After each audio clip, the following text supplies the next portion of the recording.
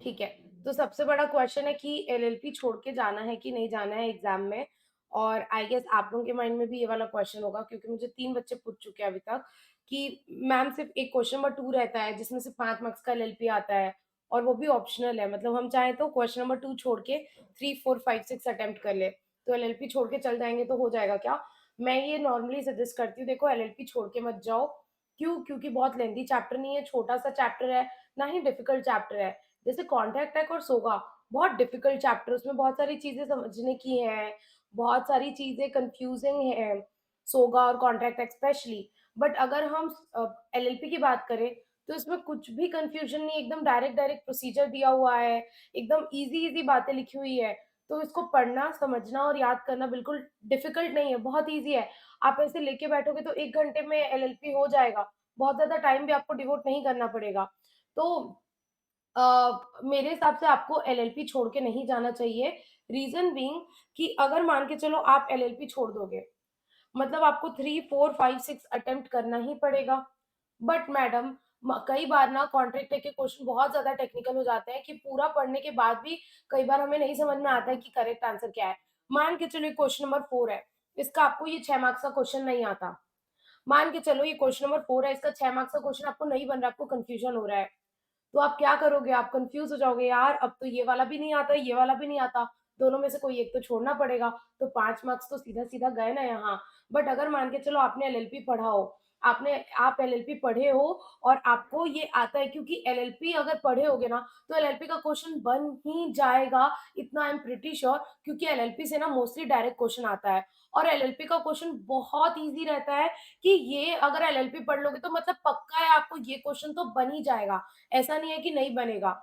और उस केस में मान के चलो कि ये वाला क्वेश्चन 6 मार्क्स का आपको नहीं आता, तो उस केस में आपके पास ऑप्शन रहेगा कि आप क्वेश्चन नंबर 4 छोड़ दो और क्वेश्चन नंबर 2 अटेम्प्ट कर लो, 2, 3, 5 और 6 अटेम्प्ट कर लो।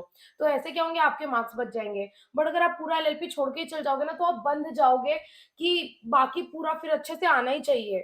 और कई बार पूरा पढ़ने के बाद भी कॉन्ट्रैक्ट टेक के क्वेश्चन इतने ज़्यादा टेक्निकल हो जाते हैं कि हम कन्फ्यूज़ हो जाते हैं। तो इसीलिए ना अपने अपने रास्ते को कम मत करो, अपने रास्ते ओपन रहने दो। मेरे हिसाब से एलएलपी आपको छोड़ के नहीं जाना चाहिए। देखो अपन कॉन्ट्रैक्ट के लिए कितनी क्लासेस लिए थे, कितनी सारी क्लासेस लिए थे। 60 घंटा, 60 नहीं, 40 घंटा तो कम से कम अपन कॉन्ट्रैक्ट टैग पढ़े होंगे। सिर्फ कॉन्ट्रैक्ट टैग अपन 40 घंटा पढ़े होंगे, 15 दिन अपन पढ़े थे कॉन्ट्रैक्ट टैग, सिर्फ 40 घंटा, कम बोल रही हूँ मैं, ठीक है? और एलएलपी की अगर बात करें तो एलएलपी के अपने रेगुलर लेक्चर ये तीसरा लेक्चर है, 2 लेक्चर हुए थे बस अपने और ये तीसरा लेक्चर है। 3 लेक्चर में एलएलपी हो गया तो रिवीजन तो आपका 1 घंटे में हो जाएगा। तो मुश्किल से 1 डेढ़ घंटा लगने वाली है आपको करने में, बहुत ईज़ी चैप्टर है और अगर आप एलएलपी कर लोगे, तो इसका जो 5 मार्क्स का क्वेश्चन आएगा ना, वो आई एम प्रिटी श्योर कि वो आपको बन ही जाएगा। तो इसीलिए प्लीज़ जो जिन लोगों को ये कन्फ्यूज़न है अपने दिमाग में कि हम एलएलपी का चैप्टर छोड़ के चल जाए क्या? प्लीज़ मत छोड़ के जाना एलएलपी का चैप्टर, क्योंकि आपके ऑप्शंस कम हो जाएँगे फिर, आप ओपन रखो उसको, बहुत ज़्यादा टाइम नहीं लगेगा, इतना कोई पहाड़ नहीं है एलएलपी करके जाना, ठीक है? तो इसीलिए एलएलपी इम्पोर्टेंट है, करियर पॉइंट ऑफ व्यू से तो इम्पोर्टेंट है, बट वो वाला ज्ञान अभी मैं दूँगी नहीं क्योंकि आपकी एग्ज़ाम पास आ गई है। तो ये वाला मैं आपको ज्ञान देने वाली थी कि एलएलपी करके जाना, ठीक है? इतना समझ गए। अब हम लोग अपना लास्ट लेक्चर पे कंटिन्यू करते हैं और जो टॉपिक्स बचे एलएलपी के वो मैं आपको थोड़ा कंसाइज़ वे में अच्छे से समझा दूँगी। तो ये हमारा चैप्टर नंबर 4 एलएलपी, जो हमने 2 लेक्चर्स ऑलरेडी ले चुके थे। मैं आपको एलएलपी के बारे में बेसिक चीज़ें बता चुकी हूँ कि एलएलपी पार्टनरशिप और कंपनी का मिक्सचर होता है। कंपनी जो है वो एक सेपरेट लीगल एंटिटी होती है, उसमें परपेचुअल सक्सेशन होता है, लिमिटेड लायबिलिटी होती है। लेकिन कंपनी बनाना बहुत मुश्किल होता है, कंपनी के ऊपर बहुत सारे कंप्लायंसेस होते हैं, बहुत खर्चा आता है कंपनी का और कंपनी को गवर्नमेंट बहुत ज़्यादा रेगुलेट करती है, ठीक है? On the other hand partnership की अगर हम बात करें तो पार्टनरशिप एक अनरेगुलेटेड एंटिटी है, क्योंकि उसको किसी एक्ट के अंदर इनकॉर्पोरेट नहीं होना पड़ता है, उसका रजिस्ट्रेशन भी ऑप्शनल है। तो पार्टनरशिप की अपने आप में कोई सेपरेट लीगल एंटिटी होती नहीं है। ऊपर से पार्टनर्स की अनलिमिटेड लायबिलिटी होती है। तो ये कुछ ज़्यादा गया-बीता है और ये कुछ ज़्यादा एडवांस है और हमें ये तो साइकिल है और ये डायरेक्ट एरोप्लेन है। हमें कुछ बीच का चाहिए था, हमें कार-वार टाइप का कुछ चाहिए था। तो दोनों को मिक्स करके थोड़ा दूर पार्टनरशिप आया, थोड़ा दूर कंपनी आया, दोनों को मिक्स करके एक नया फॉर्म ऑफ एंटिटी बनाया गया जिसको हम बोलते हैं एलएलपी। एलएलपी जो है वो पार्टनरशिप और कंपनी का मिक्सचर है। उसमें पार्टनरशिप की फ्लेक्सिबिलिटी है, यानी कि उतना कंप्लायंस नहीं है, कंप्लायंस थोड़ा कम है, खर्चे थोड़े कम है, पैसा थोड़ा कम लगता है। तो थोड़ा सा पार्टनरशिप के फीचर्स है। और कंपनी का कौन सा फीचर है, लिमिटेड लाइबिलिटी का। जो एलएलपी होता है वो कंपनी की तरह एक सेपरेट लीगल एंटिटी होता है, उसका परपेचुअल सक्सेशन होता है, लिमिटेड लाइबिलिटी होती है। तो ये सारी प्रॉपर्टीज होती है। तो ये मैंने आपको बेसिक कुछ रिवाइज कराया। उसके बाद अपन ने क्या पढ़ा था, पार्टनर्स के बारे में पढ़ा था कि मिनिमम 2 पार्टनर होने चाहिए एलएलपी में। और उसके बाद अपन ने डेजिग्नेटेड पार्टनर्स के बारे में पढ़ा था कि कम से कम 2 डेजिग्नेटेड पार्टनर्स होने चाहिए एलएलपी में, जिसमें से एक जो कि जो डीपी है वो इंडिविजुअल होने चाहिए। इंडिविजुअल यानी कि जीते जागते इंसान होने चाहिए। And at least one of them shall be resident in India. उनमें से कोई एक जो है इंडिया का रेसिडेंट होना चाहिए। मैम क्या इंडियन सिटीजन होना जरूरी नहीं है?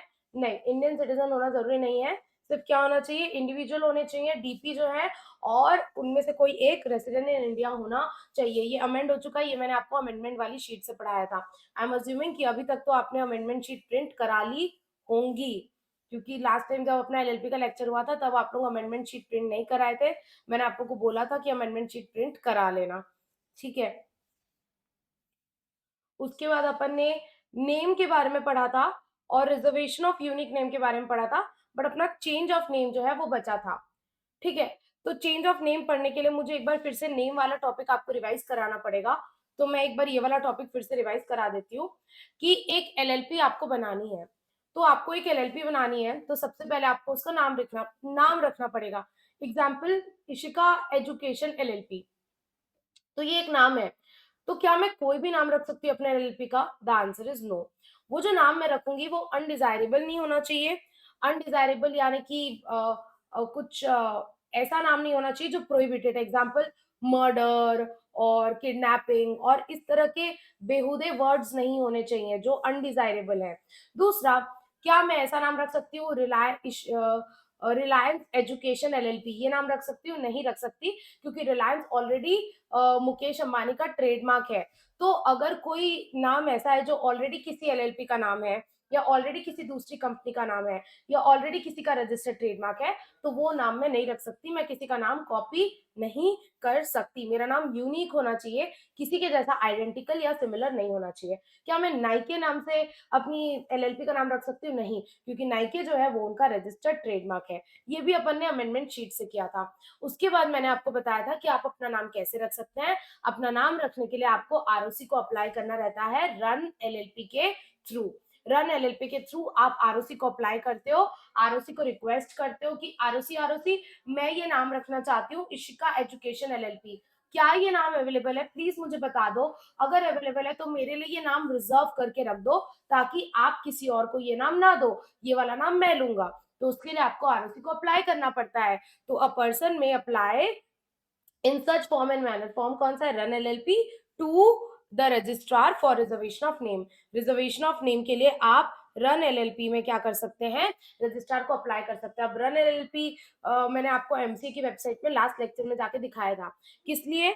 प्रपोज करने के लिए एलएलपी का नाम, या फिर the name to which LLP proposes to change its name. अगर आप फर्स्ट टाइम एलएलपी बना रहे हो तो आप नया नाम प्रपोज करोगे, और अगर आपका ऑलरेडी एलएलपी का कोई नाम है, आप चेंज करना चाहते हो, तो आप चाहो तो चेंज भी कर सकते हो सेम इसी प्रोसीजर के थ्रू। जैसे मेरा ऑलरेडी मेरी एलएलपी का एक नाम है X Y Z education LLP, मैं उसको चेंज करके करना चाहती हूँ एबीसी एजुकेशन एलएलपी, तो मुझे नाम चेंज करना है। तो जो नया वाला नाम है वो मुझे आरओसी से पहले परमिशन लेनी होगी, आरओसी को अप्लाई करके पहले उसको रिजर्व करवाना होगा, ठीक है। अब उसके बाद आरओसी पूरा चेकिंग वेकिंग करेगी। अगर आरओसी को सब सही लगेगा और वो सेटिस्फाई हो जाएगी कि हाँ नाम अच्छा है, नाम बिल्कुल सही है, और ऐसा सेम नाम किसी और एलएलपी या किसी और कंपनी का नहीं है, तो उस केस में आरओसी क्या करेगी? उस नाम को रिजर्व कर देगी for a period of 3 months. Reserve कर देगी for a period of 3 months, मतलब 3 महीने तक के लिए वो नाम आपके लिए अलग से साइड रिजर्व करके रख देगी। मतलब 3 महीने के अंदर अंदर आपको अपनी एलएलपी बनानी पड़ेगी, वरना वो रिजर्वेशन लैप्स हो जाएगा और वो नाम फिर किसी और के लिए भी अवेलेबल हो जाएगा। उस केस में आपको क्या करना पड़ेगा, आप जब नाम अपना रिजर्व कराते हो तो 3 महीने के लिए आपका नाम रिजर्व हो जाता है, मतलब 3 महीने के अंदर-अंदर आप फटाफट अपनी एलएलपी बना के नक्की कर लो। उसके बाद अगर आपको अपना नाम चेंज करना है, तो उसको लेकर के कुछ और बातें लिखी हुई है, लेकिन इसमें थोड़े अमेंडमेंट थे, इसीलिए मैं इसको पढ़ाऊँगी अमेंडमेंट शीट से। Change of name of LLP section 17 इसमें अमेंडमेंट है, तो इसको अपन करेंगे अमेंडमेंट शीट से। ये है आपकी अमेंडमेंट वाली शीट। अमेंडमेंट वाली शीट में यहाँ पर आपको टॉपिक दिख जाएगा चेंज इन नेम का section 17, change of name of LLP section 17।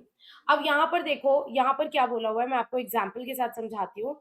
जैसे मान के चलो कि ये कौन है, मुकेश अंबानी।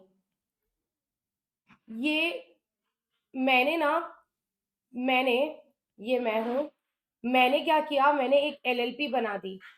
मैंने एक एलएलपी बना दी, क्या नाम से, रिलायंस एजुकेशन एलएलपी। क्या मैं बना सकती हूँ? नहीं, मैं नहीं बना सकती। मैंने रिलायंस नाम से एलएलपी बना दी, गलत किया? हाँ, गलत किया। अब मान के चलो सेंट्रल गवर्नमेंट ने ध्यान नहीं दिया, सेंट्रल गवर्नमेंट यानी कि आरओसी, मान के चलो कि आरओसी ने जो है ध्यान नहीं दिया और उसने गलती से मेरी एलएलपी बना दी। अब बेचारा अग्रीव्ड पार्टी कौन है यहाँ पर, मुकेश अंबानी। वो बोलेगा भाई मेरा नाम कैसे दे दिया उसको, ये रिलायंस तो मेरा ब्रांड नेम है, ये कैसे दे दिया उसको। तो यहाँ पर मुकेश अंबानी मुकेश अंबानी मुकेश अंबानी को प्रॉब्लम होगी, ऑब्वियसली ये उसका ब्रांड नेम है, मैं यूज नहीं कर सकती। अब इस केस में क्या मुकेश अंबानी कुछ कर सकता है? बिल्कुल कर सकता है। इस केस में मुकेश अंबानी जो है वो सेंट्रल गवर्नमेंट को अप्लाई कर सकता है, वो सेंट्रल गवर्नमेंट के सामने जाके अपना रोना गाना गा सकता है कि सेंट्रल गवर्नमेंट ये जो इशिका नाम की बंदी है, इसने मेरा नाम कॉपी कर लिया है, इसने रिलायंस नाम से जो है एलएलपी बना ली है, जो कि मेरी ऑलरेडी उस नाम से मेरी एलएलपीज है। तो वो कैसे बना ली, तो उसको आप बोलो कि वो अपना नाम को क्या करे, चेंज करे, वो रिलायंस नाम हटा दे। तो मुकेश अंबानी कंप्लेन करेगा किसको, सेंट्रल गवर्नमेंट को, और फिर सेंट्रल गवर्नमेंट आएगी मेरे पास और वो मेरे को बोलेगी कि मैडम ये जो आपने नाम रखा है अपनी एलएलपी का, ये मुकेश भाई का ट्रेडमार्क है, आप प्लीज अपना नाम चेंज करो। और मेरे को नाम चेंज करने के लिए मिलेंगे कितने महीने, 3 महीने। मेरे को नाम चेंज करने के लिए मिलेंगे 3 मंथ्स। तो यहाँ सेंट्रल गवर्नमेंट मुझे बोलेगी कि मैडम 3 महीने का टाइम दे रहे हैं, आप जो नाम रखे हो वो मुकेश भाई का ऑलरेडी नाम है, उनकी कंपनीज का, उनके एलएलपी का, तो आप ये नाम नहीं रख सकते। तो वो मेरे को ऑर्डर देगी कि आप 3 महीने के अंदर अंदर अपना नाम चेंज करो। तो मुझे अपना नाम 3 महीने के अंदर अंदर चेंज करना पड़ेगा, अपना नाम नहीं, एलएलपी का नाम 3 महीने के अंदर अंदर चेंज करना पड़ेगा।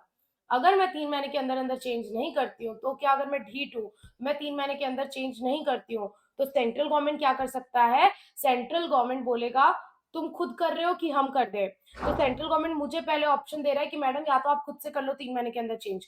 अगर मैं 3 महीने के अंदर अंदर एलएलपी का नाम चेंज नहीं करती हूँ, तो सेंट्रल गवर्नमेंट को गुस्सा आ जाएगा, अट्टा माजी सटकली, और सेंट्रल गवर्नमेंट खुद जो है मेरी एलएलपी का नाम चेंज करके कोई भी दूसरा नया नाम रख देगा। समझ में आया? हाँ मैडम, समझ में आ गया। अब देखो, इतनी पिक्चर आपको समझ में आई? हाँ मैम, कि आप किसी के जैसा सेम आइडेंटिकल नाम नहीं रख सकते। उस केस में अगर वो ओरिजिनल ओनर जो है वो अगर कंप्लेन कर देता है सेंट्रल गवर्नमेंट को, तो सेंट्रल गवर्नमेंट आपको ऑर्डर देता है कि आप अपना नाम चेंज कर लो 3 महीने के अंदर अंदर। अब देखो होता क्या है, जब भी आप कोई काम करते हो, नाम चेंज करते हो, रजिस्टर ऑफिस चेंज करते हो, पार्टनर चेंज करते हो, कुछ भी होता है अगर पार्टनरशिप में, तो हमें गवर्नमेंट को बताना रहता है कि गवर्नमेंट गवर्नमेंट सुनो सुनो सुनो, हमारा नाम चेंज हुआ है। अगर कुछ भी होता है ना, तो हमें गवर्नमेंट को बताना होता है, गवर्नमेंट गवर्नमेंट हमारा नाम चेंज हुआ है। तो यहाँ पर क्या हो रहा है कि यहाँ पर क्या हो रहा है कि आपका क्या हो रहा है, नेम चेंज हो रहा है। आप अपना नाम चेंज कर रहे हो, हाँ, तो आपको ना आरओसी को इन्फॉर्म करना होगा कि आरओसी आरओसी हमने नेम चेंज किया है। आप भी अपने क्या करो, आपका एक रजिस्टर होगा, जिस जिस रजिस्टर में आप सारे एलएलपी का नाम लिखे होगे, उस रजिस्टर में आप हमारा नाम अपडेट कर दो कि हमारा नाम चेंज हो गया है, और आप हमें एक नया सीओआई दे दो। सीओआई यानी कि सर्टिफिकेट ऑफ इनकॉर्पोरेशन। क्यों? क्योंकि सर्टिफिकेट ऑफ इनकॉर्पोरेशन में तो पुराना वाला नाम लिखा होगा, तो अब हमें नए वाले नाम से नया सर्टिफिकेट ऑफ इनकॉर्पोरेशन लेना पड़ेगा ना।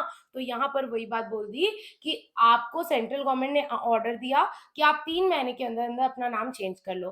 फिर जैसे ही आप अपना नाम चेंज कर लोगे, तो नाम चेंज होने के 30 दिन के अंदर अंदर आपको आरओसी को इन्फॉर्म करना होगा कि आरओसी आरओसी हमने नाम चेंज कर लिया है, और आरओसी उस चेंज को रजिस्टर करके आपको नया सर्टिफिकेट ऑफ इनकॉर्पोरेशन दे देगी। इतनी सी बात है। अब इसको हम लोग अमेंडमेंट शीट से कवर करते हैं। ये अमेंड हो चुका है, ये आपको मेन वाली बुक में नहीं मिलेगा। मेन वाली जो आपकी बुक है उसमें ऐसे साइड में लिख देना ऐसे कट करके कि हम लोग अमेंडमेंट से पढ़ेंगे। अब यहाँ पर देखो, यहाँ पर लिखा है notwithstanding anything contained in section 15 और सेक्शन 16। सेक्शन 15 और 16 में क्या था मैडम? सेक्शन 15 में था नेम के बारे में, और सेक्शन 16 में था रिजर्वेशन ऑफ नेम के बारे में। तो बोल रहा है कि उसको भाड़ में जाने दो एक बार। Notwithstanding anything contained in 15 and 16 मतलब हम हमें नहीं फर्क पड़ता 15 और 16 में क्या लिखा है, उसको एक बार जाने दो भाड़ में। इफ थ्रू इनएडवर्टेंस और अदरवाइज, इनएडवर्टेंस यानी गलती से, mistakenly, LLP on its on its first registration और its registration by a new name. ये जो है ना, ये मिसप्रिंट है, इसको काट दो। ये मैंने बेयर एक्ट से चेक किया था, ये मिसप्रिंट हो गया है। Body corporate it's registered name, यहाँ से लेके यहाँ तक काट दो, ये मिसप्रिंट है। देखो मैंने एलएलपी अमेंडमेंट, गवर्नमेंट का अमेंडमेंट डाउनलोड करके चेक किया था, क्योंकि मुझे खुद को कंफ्यूजन होता है ये क्या है। ये ऑफिशियल गजेट ऑफ इंडिया है, जहाँ भारत के द्वारा कोई भी लॉ पब्लिश होता है। ये कौन सा किस डिपार्टमेंट के अंदर आता है? Ministry of law and justice. ये आया था एलएलपी अमेंडमेंट एक्ट। यहाँ पर मैंने खुद वर्डिंग्स चेक की थी। तो ये कौन सा आपका सेक्शन 17 ना? तो यहाँ पर ये देखो, an L L P on its first registration और its registration by a new name, direct ये है। तो यहाँ पर आपका मिसप्रिंट हो गया है, इसको कृपया करके काट दे। ये मैंने बेयर एक्ट से आपको दिखाई है, ठीक है। तो यहाँ पर क्या लिखा है कि अगर गलती से L L P is registered bye a name,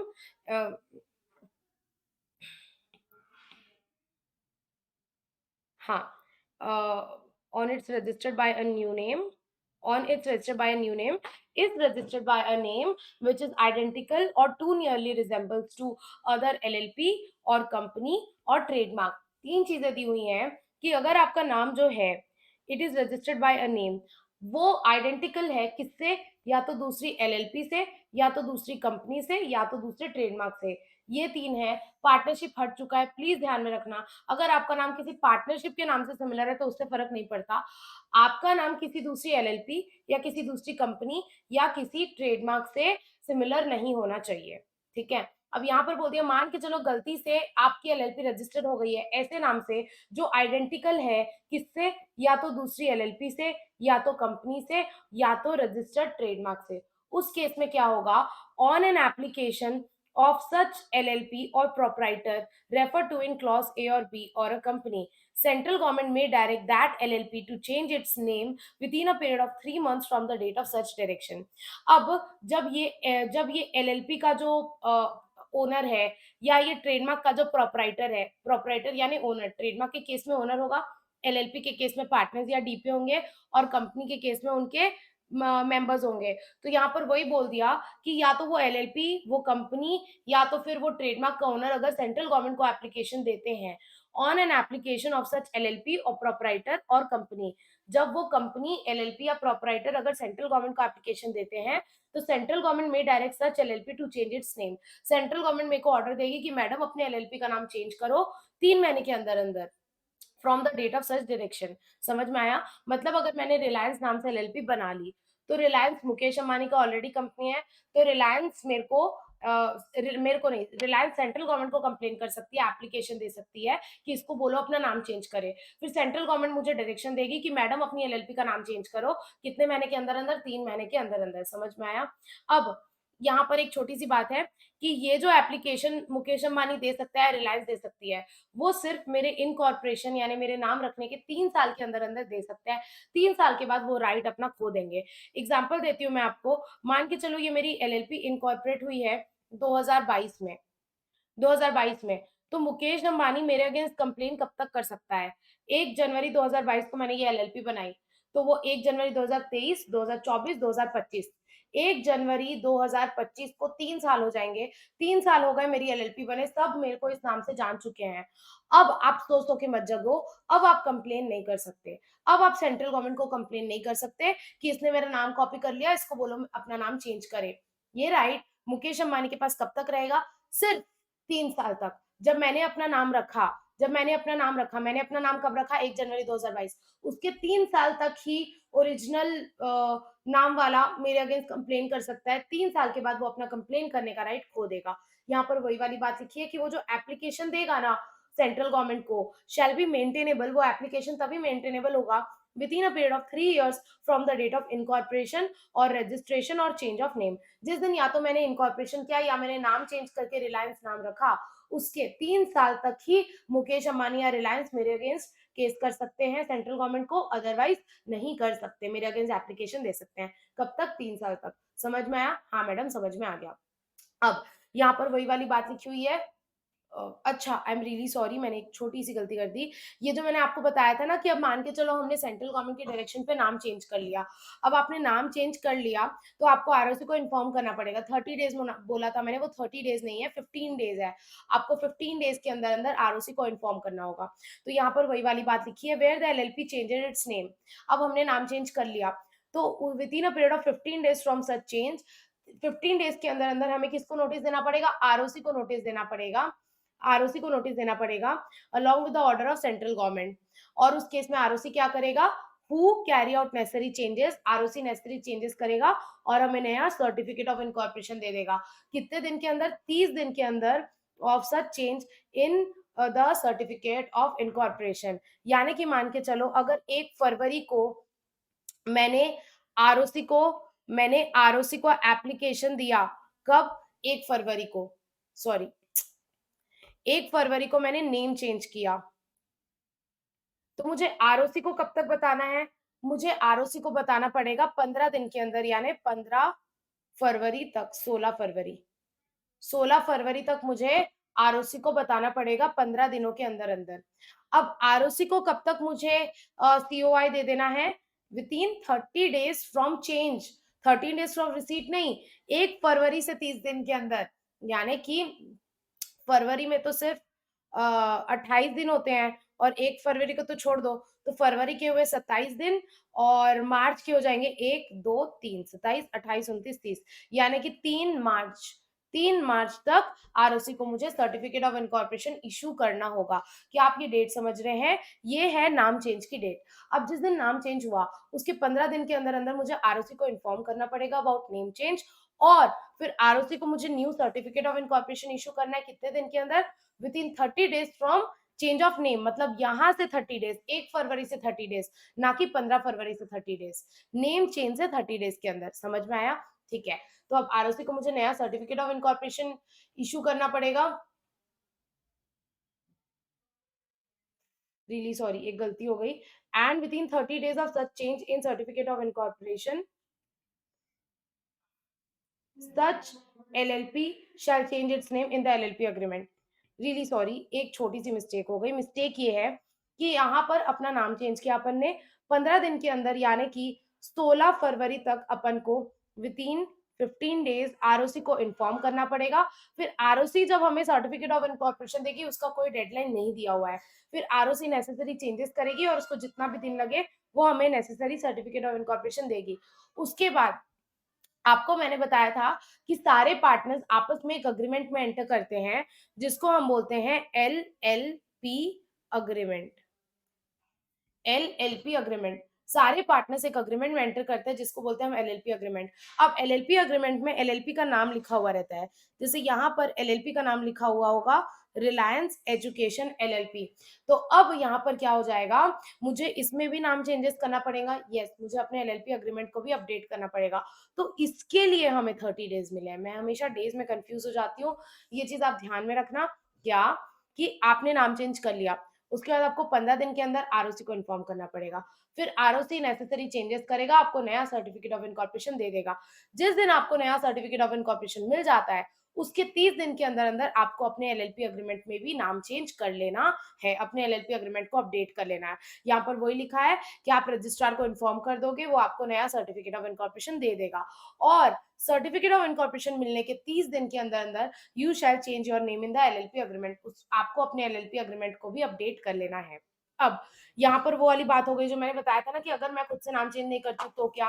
तो अगर एलएलपी डिफ़ॉल्ट करती है नाम चेंज करने में, तो सेंट्रल गवर्नमेंट एक नया नाम अलॉट कर सकती है और उस केस में रजिस्ट्रार सेंट्रल गवर्नमेंट खुद ही आपको एक नया नाम अलॉट कर देगी और रजिस्ट्रार क्या करेगा? आपको नया सर्टिफिकेट ऑफ इनकॉर्पोरेशन इश्यू कर देगा with the new name of the LLP. और सब्सिक्वेंटली आपको उस न्यू नेम को यूज करना पड़ेगा और आपको अपना नया नाम चेंज करना पड़ेगा सब जगह इन द एलएलपी अग्रीमेंट, और फिर आपको वो नया नाम जो सेंट्रल गवर्नमेंट ने अलॉट किया वो यूज करना पड़ेगा। बट मान के चलो सेंट्रल गवर्नमेंट ने जो नया नाम अलॉट किया आपको, वो आपको पसंद नहीं आ रहा है, तो क्या आप फर्दर अपनी एलएलपी का नाम चेंज कर सकते हैं? बिल्कुल चेंज कर सकते हैं। नॉर्मल जो सेक्शन 16 में चेंज का प्रोसीजर दिया हुआ है उसके अकॉर्डिंग रन एलएलपी फाइल करके आप अपना नाम चेंज कर सकते हैं। ऐसा नहीं है कि सेंट्रल गवर्नमेंट ने जो आपको नाम अलॉट कर दिया वो आपको जिंदगी भर रखना पड़ेगा। आपको सेंट्रल गवर्नमेंट ने नाम अलॉट कर दिया, आपको नहीं पसंद आ रहा है, तो आप फिर अकॉर्डिंग टू सेक्शन 17 नॉर्मल जो भी चेंज ऑफ नेम का प्रोसीजर है उसको फॉलो करके सब्सिक्वेंटली फिर से अपना नाम चेंज कर सकते हैं।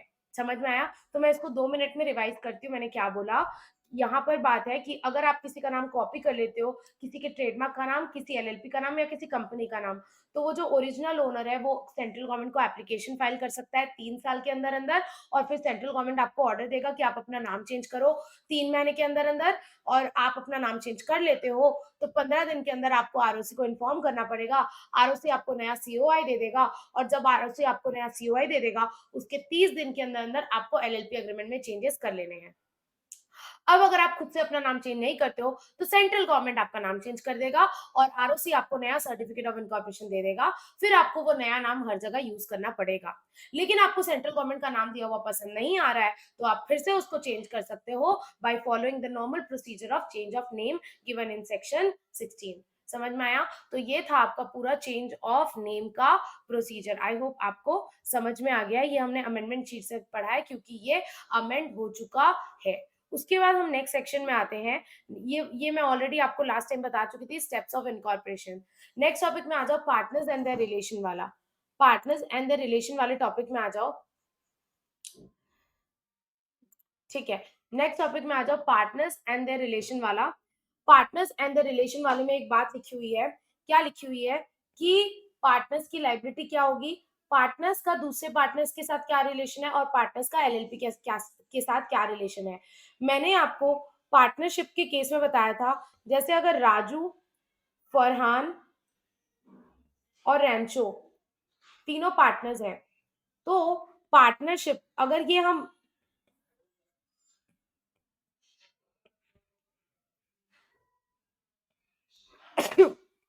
सॉरी,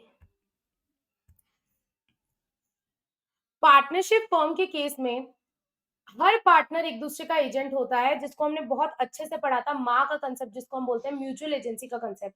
म्यूचुअल एजेंसी का कंसेप्ट ये बोलता है कि हर पार्टनर एक दूसरे का भी एजेंट है और फर्म का भी एजेंट है। मतलब कांड करे वो और गलती और मतलब सजा मिले किसी और को, सड़क पे लात तो खाए पर गलती मेरी हो। ये मैंने बहुत डिटेल में समझाया था आपको पार्टनरशिप के केस में कि किसी और की गलती के लिए कोई और लायबल हो सकता है पार्टनरशिप फर्म के केस में, क्योंकि हर पार्टनर जो होता है वो एक दूसरे का भी एजेंट होता है और फर्म का भी एजेंट होता है। ऑन द अदर हैंड अगर हम एलएलपी की बात करें, तो एलएलपी का सबसे बड़ा बेनिफिट ही यही है लिमिटेड लायबिलिटी का। लिमिटेड लायबिलिटी का बेनिफिट है कि किसी और की गलती के लिए आपको सजा नहीं मिलेगी, आपकी लायबिलिटी लिमिटेड होगी। इसीलिए एलएलपी के केस में ये जो पार्टनर्स हैं, ये एक दूसरे के एजेंट नहीं होते हैं, सिर्फ और सिर्फ ये एलएलपी के एजेंट होते हैं। यानी कि अगर राजू ने कोई गलती कर दी, तो उसके लिए फरहान लायबल नहीं होगा और रेंचो भी पर्सनली लायबल नहीं होगा। लेकिन हाँ, राजू किसका पार्टनर है? एलएलपी का पार्टनर है, तो एलएलपी तो लायबल होगा। और एजेंट के काम के लिए क्या प्रिंसिपल लायबल होता है? The answer is yes, agent के काम के लिए प्रिंसिपल लायबल होता है। तो यहाँ पार्टनर्स कौन हो गए? एजेंट। किसके? प्रिंसिपल के, यानी एलएलपी के। तो क्या एलएलपी के केस में पार्टनर्स जो होते हैं वो एलएलपी के एजेंट है? The answer is yes, LLP के तो एजेंट है। क्यों? क्योंकि अगर पार्टनर गलती करेगा तो उसके रॉन्गफुल एक्ट के लिए एलएलपी लायबल होगा, एलएलपी तो लायबल होगा, बट राजू क्या के लिए फरहान लायबल नहीं होगा। एक पार्टनर के रॉन्गफुल एक्ट के लिए दूसरा पार्टनर पर्सनली लायबल नहीं होगा। मतलब कंक्लूजन, ये जो पार्टनर्स हैं ये एलएलपी के तो एजेंट होते हैं पर दूसरे पार्टनर के एजेंट नहीं होते हैं। तो यहाँ पर वही वाली बात लिखी हुई है, क्या लिखी हुई है सेक्शन नंबर 22 में, कि जैसे ही एलएलपी इनकॉर्पोरेट हो जाएगी, the person who subscribe their name in the LLP document shall be partner. जो लोग एलएलपी डॉक्यूमेंट में अपना नाम सब्सक्राइब करते हैं वो पार्टनर्स बन जाता है। ये मैं आपको इनकॉर्पोरेशन के टाइम पे पढ़ा चुकी हूँ। अगर आपको पार्टनर बनना है, आपको एलएलपी डॉक्यूमेंट जो इनकॉर्पोरेशन डॉक्यूमेंट होता है उसमें अपना नाम सब्सक्राइब करना पड़ेगा। तो अब जो पार्टनर्स है एंड अदर पर्सन हु में, अच्छा, ये दूसरी वाली बात लिखी हुई है, जो मैं एजेंट वाली बात बोल रही थी वो कहीं और लिखी हुई है। ठीक है। तो सॉरी, यहाँ पर सेक्शन 22 में लिखा हुआ है आप पार्टनर कैसे बन सकते हैं। सबसे पहले तो जब एलएलपी बन रही है तब इनकॉर्पोरेशन डॉक्यूमेंट जो है उसमें अपना नाम सब्सक्राइब करके आप पार्टनर बन सकते हैं, या फिर आप पार्टनर बन सकते हैं बाद में एलएलपी एग्रीमेंट में अपना नाम ऐड करके। मतलब पार्टनर बनना है तो सिर्फ क्या जब एलएलपी बन रही है तभी बन सकते हैं क्या, बाद में नहीं बन सकते? बाद में भी बन सकते हैं एलएलपी एग्रीमेंट के अकॉर्डिंग। तो आपके पास दो तरीके हैं पार्टनर बनने के लिए। आप पार्टनर कैसे बन सकते हैं? पहला, जब एलएलपी बन रही है तो जो इनकॉर्पोरेशन डॉक्यूमेंट है उसको सब्सक्राइब कर लो, उसको सब्सक्राइब करके आप पार्टनर बन जाओगे। दूसरा, अगर आप बाद में पार्टनर बनना चाहते हो तो आपका नाम अगर हम एलएलपी एग्रीमेंट में लिख देंगे कि ये बंदा पार्टनर है, तो एलएलपी एग्रीमेंट के अकॉर्डिंग भी आप पार्टनर बन सकते हो। तो दो तरीके होते हैं पार्टनर बनने के, एक एलएलपी बनते टाइम और दूसरा एलएलपी बनने के बाद। तो यहाँ पर बोल रहा है partner who subscribe their name shall be it's partner who subscribe their name to the incorporation document shall be its partner। यहाँ पर बोल रहा है कि जो सब्सक्राइब करेगा अपना नाम वो बन जाएगा पार्टनर। एंड और कौन बन सकता है partner? The other person may become partner by in accordance with LLP agreement. और किसी को अगर बाद में पार्टनर बनना है तो वो एलएलपी एग्रीमेंट के अकॉर्डिंग बन सकते हैं। ये था सेक्शन 22। उसके बाद है आपका छोटा सा सेक्शन 23 जो बात करता है रिलेशनशिप ऑफ पार्टनर की। ठीक है, रिलेशनशिप ऑफ पार्टनर की जो ये बोलता है कि पार्टनर्स के बीच की जो म्यूचुअल राइट्स एंड लाइबिलिटीज है ये कौन बताएगा? तो पार्टनर्स के बीच की जो भी म्यूचुअल राइट्स एंड लाइबिलिटीज होती हैं ये डिसाइड होती है एलएलपी अग्रीमेंट में। तो यहाँ पर लिखा हुआ है save as otherwise provided in the act the mutual rights and duties of the partner of the LLP and the mutual rights and duties of LLP and partner. LLP और partner के बीच की क्या राइट्स एंड ड्यूटीज है और partners के आपस के बीच की क्या राइट्स एंड ड्यूटीज है, ये कहाँ लिखा होगा? ये लिखा होगा एलएलपी अग्रीमेंट में। एलएलपी अग्रीमेंट में। अब एलएलपी अग्रीमेंट आपको कितने दिनों के अंदर बनाना होता है? देखो, याद करो मैंने आपको इनकॉर्पोरेशन का प्रोसेस बताया था कि इनकॉर्पोरेशन में आप क्या करते हैं, इनकॉर्पोरेशन डॉक्यूमेंट, और इनकॉर्पोरेशन डॉक्यूमेंट क्या होता है? फिलिप फॉर्म होता है, ये मैं आपको ऑलरेडी बता चुकी हूँ। ठीक है, तो आपको इनकॉर्पोरेशन डॉक्यूमेंट एलएलपी को फाइल करना होता है एलएलपी बनाने के लिए। क्या हमें एलएलपी अग्रीमेंट एलएलपी बनाने से पहले एलएलपी एग्रीमेंट बनाना जरूरी है? The answer is no. LLP agreement आप बाद में भी बना सकते हो। मतलब एक बार आपकी एलएलपी क्या हो गई, इनकॉर्पोरेट हो गई, सर्टिफिकेट ऑफ इनकॉर्पोरेशन आ गया, अब उसके बाद भी आप एलएलपी एग्रीमेंट बना सकते हो, बट 30 दिन के अंदर, 30 डेज का आपको टाइम दिया हुआ है कि एक बार आपकी एलएलपी इनकॉर्पोरेट हो गई उसके 30 डेज के अंदर अंदर आप अपना एलएलपी अग्रीमेंट बना लीजिए। तो यहाँ पर आपको एक बात लिखा हुआ है, क्या एलएलपी के केस में एलएलपी अग्रीमेंट एलएलपी को बनाने से पहले एलएलपी एग्रीमेंट ड्राफ्ट करना जरूरी नहीं है। एक बार एलएलपी बन गई, एलएलपी इनकॉर्पोरेट हो गई, मतलब एलएलपी एग्जिस्टेंस में आ गई, वो एक सेपरेट लीगल पर्सन बन गई, एलएलपी इनकॉर्पोरेट हो गई, उसके बाद भी आप अपना एलएलपी एग्रीमेंट बना सकते हो, बट हाँ 30 डेज के अंदर आपको बनाना पड़ेगा। ये जो एलएलपी एग्रीमेंट होता है इसमें पार्टनर्स के आपस के राइट्स, ड्यूटीज, सारे रोल्स, रिस्पॉन्सिबिलिटी, पार्टनर्स के बीच के टर्म्स एंड कंडीशंस, ये सब लिखे हुए होते हैं। समझ में आया? हाँ मैडम, समझ में आ गया। तो यहाँ पर सेकेंड वाले पॉइंट में लिखा हुआ है कि LLP agreement and changes therein shall be filed with the registrar in such form and such manner as may be prescribed। और एक बार आप अपना एलएलपी एग्रीमेंट बना लोगे तो आरओसी को कैसे पता चलेगा कि आपने बना लिया है? एलएलपी बनने के 30 दिन के अंदर अंदर आपको अपना एलएलपी एग्रीमेंट आरओसी को फाइल करना होता है। जैसे मान के चलो आपकी एलएलपी बन गई, आपकी एलएलपी बन गई 1 मार्च को या 1 जनवरी को आपकी एलएलपी क्या हो गई, इनकॉर्पोरेट हो गई। अब उसमें 30 डेज प्लस कर दो, 30 दिन के अंदर यानी बाई 31 जनवरी 31 जनवरी आपको क्या करना पड़ेगा, आरओसी को इन्फॉर्म करना पड़ेगा कि आरओसी आरओसी मेरी ना एलएलपी बन गई, ये ले हमारा एलएलपी अग्रीमेंट।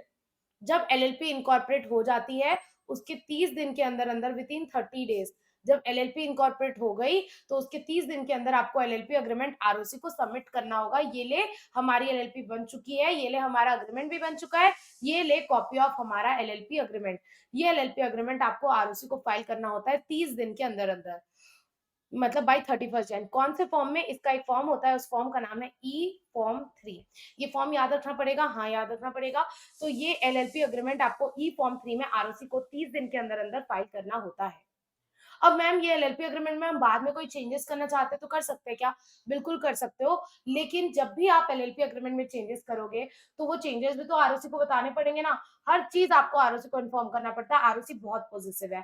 तो इस केस में अगर आप एलएलपी अग्रीमेंट में चेंजेस करते हो तो जब भी आप एलएलपी अग्रीमेंट में चेंजेस करोगे उसके 30 दिन के अंदर अंदर आपको नया एलएलपी अग्रीमेंट आरओसी को फिर से फाइल करना होगा ई फॉर्म 3 में।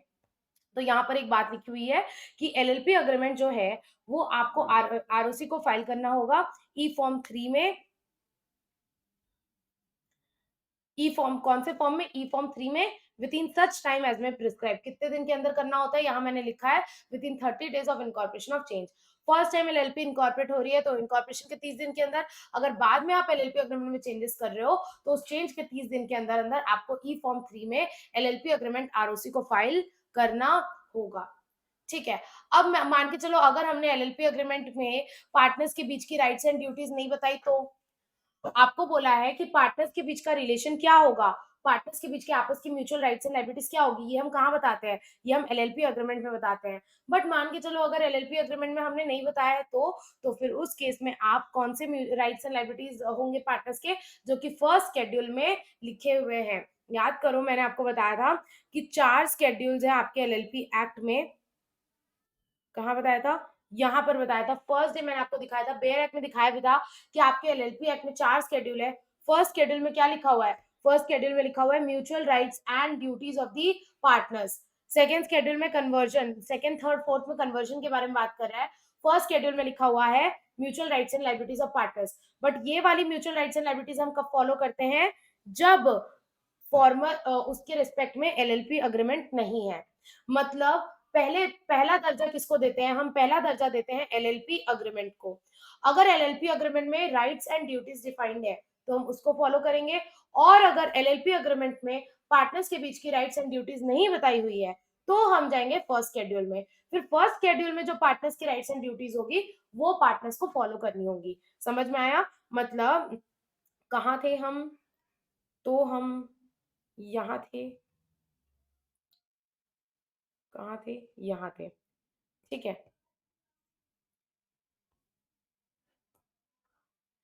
तो ये फोर्थ वाला पॉइंट पढ़ो, यहाँ लिखा है in the absence of agreement, मतलब अगर अग्रीमेंट नहीं है, mutual rights and duties of the partners and mutual rights and duties of LLP and the partner shall be determined by the provision set out in the first schedule। मतलब पहले हम किसके पास जाएंगे? LLP agreement के पास जाएंगे। But अगर LLP agreement में कुछ भी राइट्स एंड ड्यूटीज के बारे में नहीं लिखा हुआ है तो हम फर्स्ट शेड्यूल को फॉलो करेंगे। अब ये थर्ड वाले पॉइंट में ना एक छोटी सी बात लिखी हुई है।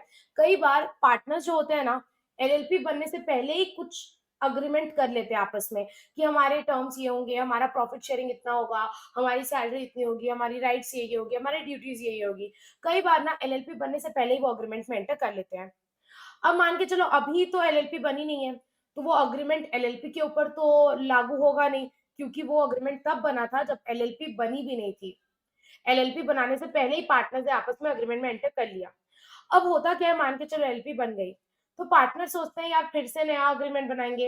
एक काम करते हैं, वो जो अपन ने पुराना अग्रीमेंट बनाया था ना एलएलपी बनाने से पहले, उसी को अपन रेटिफाई कर लेते हैं। और रेटिफाई करने के लिए अगर सारे पार्टनर्स अपनी कंसेंट देते हैं तो ही वो पुराना वाला अग्रीमेंट रेटिफाई होगा। रेटिफाई यानी उसी को वो लोग बाद में अप्रूव कर देंगे कि चलो इसी को अपना एलएलपी अग्रीमेंट बना लेते हैं, नया एलएलपी अग्रीमेंट बनाने की जरूरत नहीं पड़ेगी।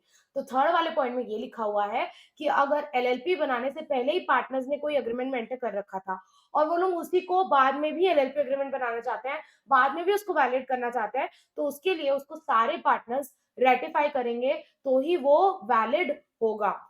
मतलब अगर सारे पार्टनर्स हाँ बोलेंगे कि हाँ, हाँ, चलो वो जो पुराना एग्रीमेंट था ना, उसी को हम नया एग्रीमेंट बना लेते हैं, तो उस केस में वो बिल्कुल वैलिड नया एग्रीमेंट बन जाएगा।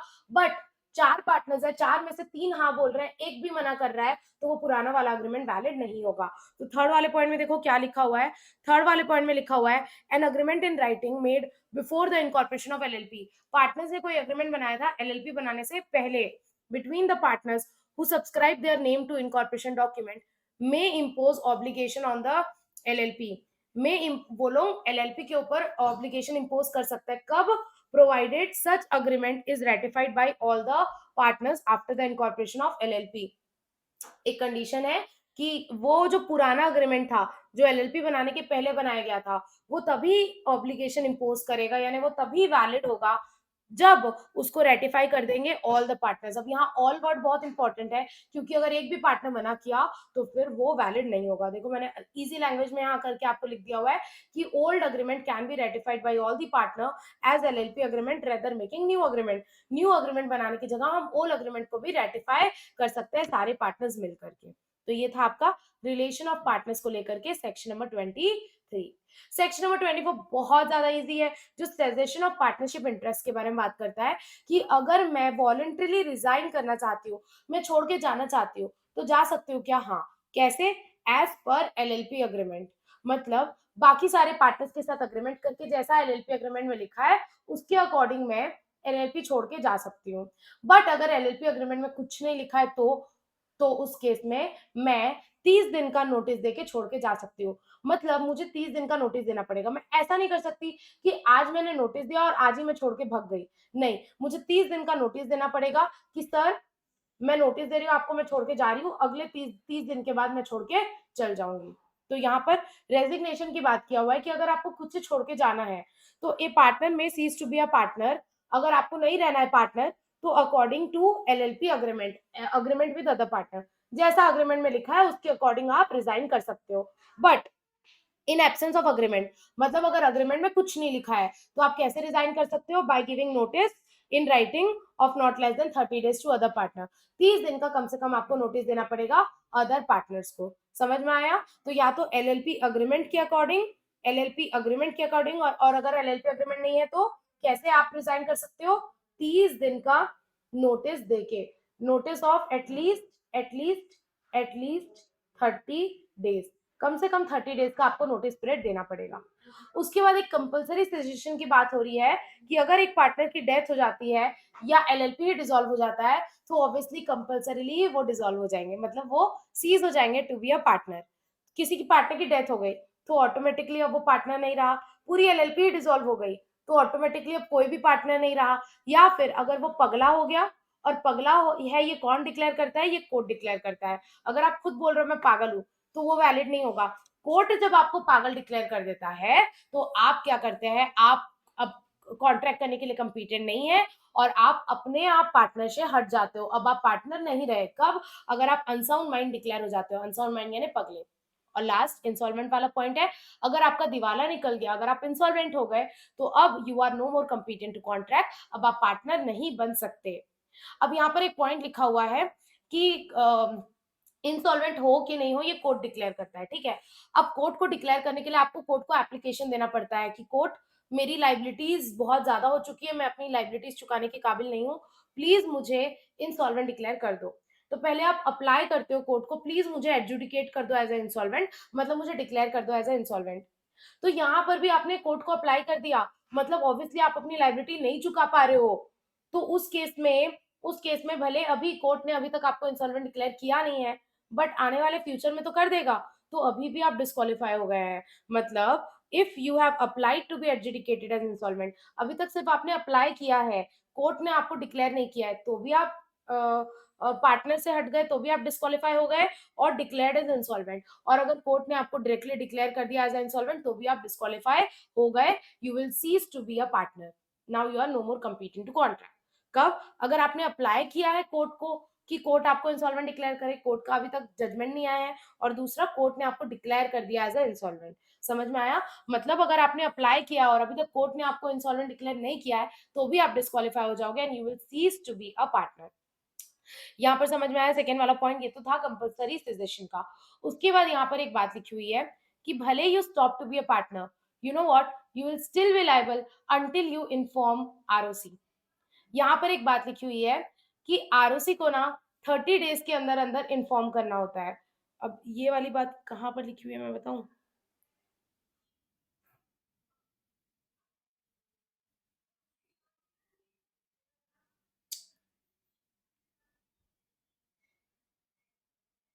ठीक है, वो मैं बाद में बताऊंगी। अब यहाँ पर देखो, मैं आपको एक बात बताना चाहती हूँ। बात ऐसी है कि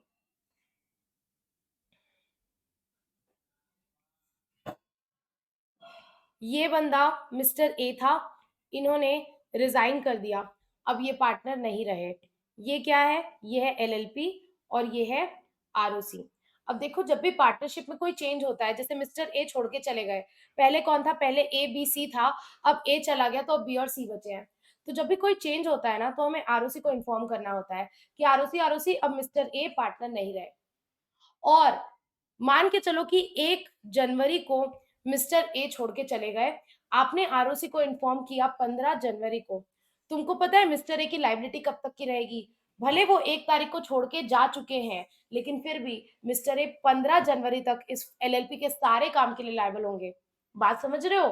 क्या बात मैडम, कि आपको आरओसी को इन्फॉर्म करना होता है, और जिस दिन आप आरओसी को इन्फॉर्म कर देते हो, हम ये मान लेते हैं कि पब्लिक नोटिस हो गया, पब्लिक को पता चल गया कि मिस्टर ए रिजाइन कर चुके हैं।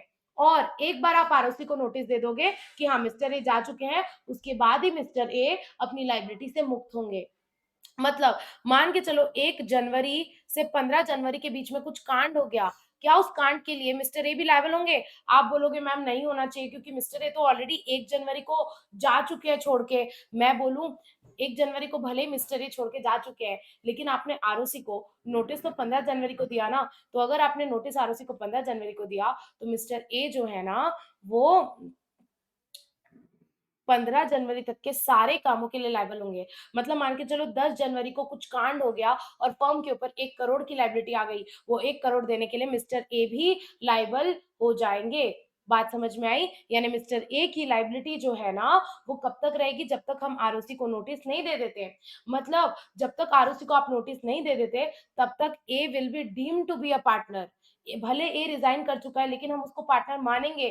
कब तक? जब तक आप आरओसी को नोटिस नहीं दे देते। और एक बार आप आरओसी को नोटिस दे दोगे, उसके बाद ही हम ये मानेंगे कि हाँ अब मिस्टर ए पार्टनर नहीं रहे। इसका एक और एक्सेप्शन है। मान के चलो कि हमने आरओसी को जो नोटिस दिया ना, वो 15 जनवरी को दिया, 15 जनवरी को दिया। अब हुआ क्या, एलएलपी जो है ना, वो लोन ले रही थी या कुछ तो भी ट्रांजैक्शन कर रही थी मिस्टर मिस्टर एम के साथ। और मिस्टर एम जो है ना, वो ए के क्लोज फ्रेंड है। क्या है? ए के क्लोज फ्रेंड है। अब मिस्टर एम को ना पता है, मिस्टर एम को पता है कि ये जो ए है, ये पार्टनर नहीं रहा, ये ए रिजाइन कर चुका है। मिस्टर एम को पता है कि ए पार्टनर नहीं रहा, ए रिजाइन कर चुका है। फिर उन्होंने क्या किया? एलएलपी के साथ ट्रांजैक्शन किया। कब? किस तारीख को? 10 जनवरी को। 10 जनवरी को। अब मेरे को बताओ, क्या इस ट्रांजैक्शन के लिए मिस्टर ए भी लायबल होंगे? यहाँ पर आपका आंसर आना चाहिए नो। क्यों? क्योंकि लॉजिक ये रहता है कि जब तक लोगों को लग रहा है कि आप ही पार्टनर हो, तब तक आप पार्टनर माने जाओगे। अब यहाँ तो मिस्टर एम को तो पता था ना कि ए रिजाइन कर चुका है, ए पार्टनर नहीं है। मिस्टर एम जब एलएलपी के साथ कॉन्ट्रैक्ट कर रहे थे, थर्ड पार्टी, उनको पता था कि मिस्टर ए रिजाइन कर चुके हैं, मिस्टर ए पार्टनर नहीं है। तो इस केस में मिस्टर ए पार्टनर नहीं माने जाएंगे और वो लायबल नहीं होंगे। मतलब समझ रहे हो? कंसेप्ट ये है कि जब तक आप आरओसी को नोटिस नहीं देते हो, तब तक हम ये मानते हैं कि किसी को पता ही नहीं है कि मिस्टर ए छोड़ के जा चुके हैं। और जब आप आरओसी को नोटिस देते हो, तभी हम ये मानते हैं कि पब्लिक नोटिस हो गया और अब सारी पब्लिक को पता चल चुका है कि मिस्टर ए छोड़ के जा चुके हैं, और इसीलिए ऑफिशियली मिस्टर ए अब पार्टनर नहीं रहे। और जब तक लोगों को पता नहीं है, जब तक लोगों को नोटिस नहीं मिल जाता, जब तक लोगों को पता नहीं है कि मिस्टर ए छोड़ के जा चुके हैं, तब तक मिस्टर ए पार्टनर माने जाएंगे। समझ में आया? अब यहाँ पर देखो, भले ही हमने आरओसी को नोटिस नहीं दिया है, भले ही हमने आरओसी को नोटिस अभी तक नहीं दिया है, लेकिन जो बंदा कॉन्ट्रैक्ट कर रहा था एलएलपी के साथ, उसको पता था कि मिस्टर ए छोड़ के जा चुके हैं। तो अब जब पता था तो फिर क्या दिक्कत है, उस केस में मिस्टर ए लायबल नहीं होंगे उस ट्रांजेक्शन के लिए। तो यहाँ पर एक बात लिखी हुई है कि भले आप पार्टनर छोड़ के चल जाओ, एलएलपी छोड़ के चल जाओ, तो आपको क्या बोलेंगे हम, फॉर्मर पार्टनर, लेकिन फिर भी आप पार्टनर कहलाओगे कब तक, जब तक आप या तो आरओसी को नोटिस नहीं दे देते, या फिर जो बंदा डील कर रहा है फर्म के साथ उसको नोटिस नहीं मिल जाता कि आप छोड़ के जा चुके हो। समझ में आया? तो यहाँ पर वही वाला पॉइंट लिखा हुआ है कि where a person cease to be a partner, कोई बंदा पार्टनर नहीं रहा, जिसको हम बोलते हैं former partner, the former partner is to be regarded as still being the partner, उसको हम स्टिल पार्टनर मानेंगे और उसको स्टिल लायबल करेंगे, कब तक, अनलेस, बी वाला पॉइंट देखना, notice of the cessation has been delivered to registrar, जब तक आप आरओसी को नोटिस नहीं दे देते, या फिर the person has the notice that the former partner has ceased to be a partner, जो बंदा कॉन्ट्रैक्ट कर रहा है उसको नोटिस है कि हाँ वो बंदा पार्टनर नहीं रहा, या फिर आपने आरओसी को नोटिस दे दिया है कि अब ये पार्टनर नहीं रहा। अगर ऑपोजिट करके इजी लैंग्वेज में बोले, in either of this two cases, इन दोनों केसेस में भी, इन दोनों में से किसी भी एक केस में he will not be regarded as partner, उसको पार्टनर नहीं माना जाएगा, अदरवाइज उसको पार्टनर माना जाएगा। कंसेप्ट ये है कि जब तक आप आरओसी को नोटिस नहीं दे देते तब तक के लिए वो बंदा पार्टनर माना जाएगा और वो फर्म के कामों के लिए लाइबल होगा। समझ में आया?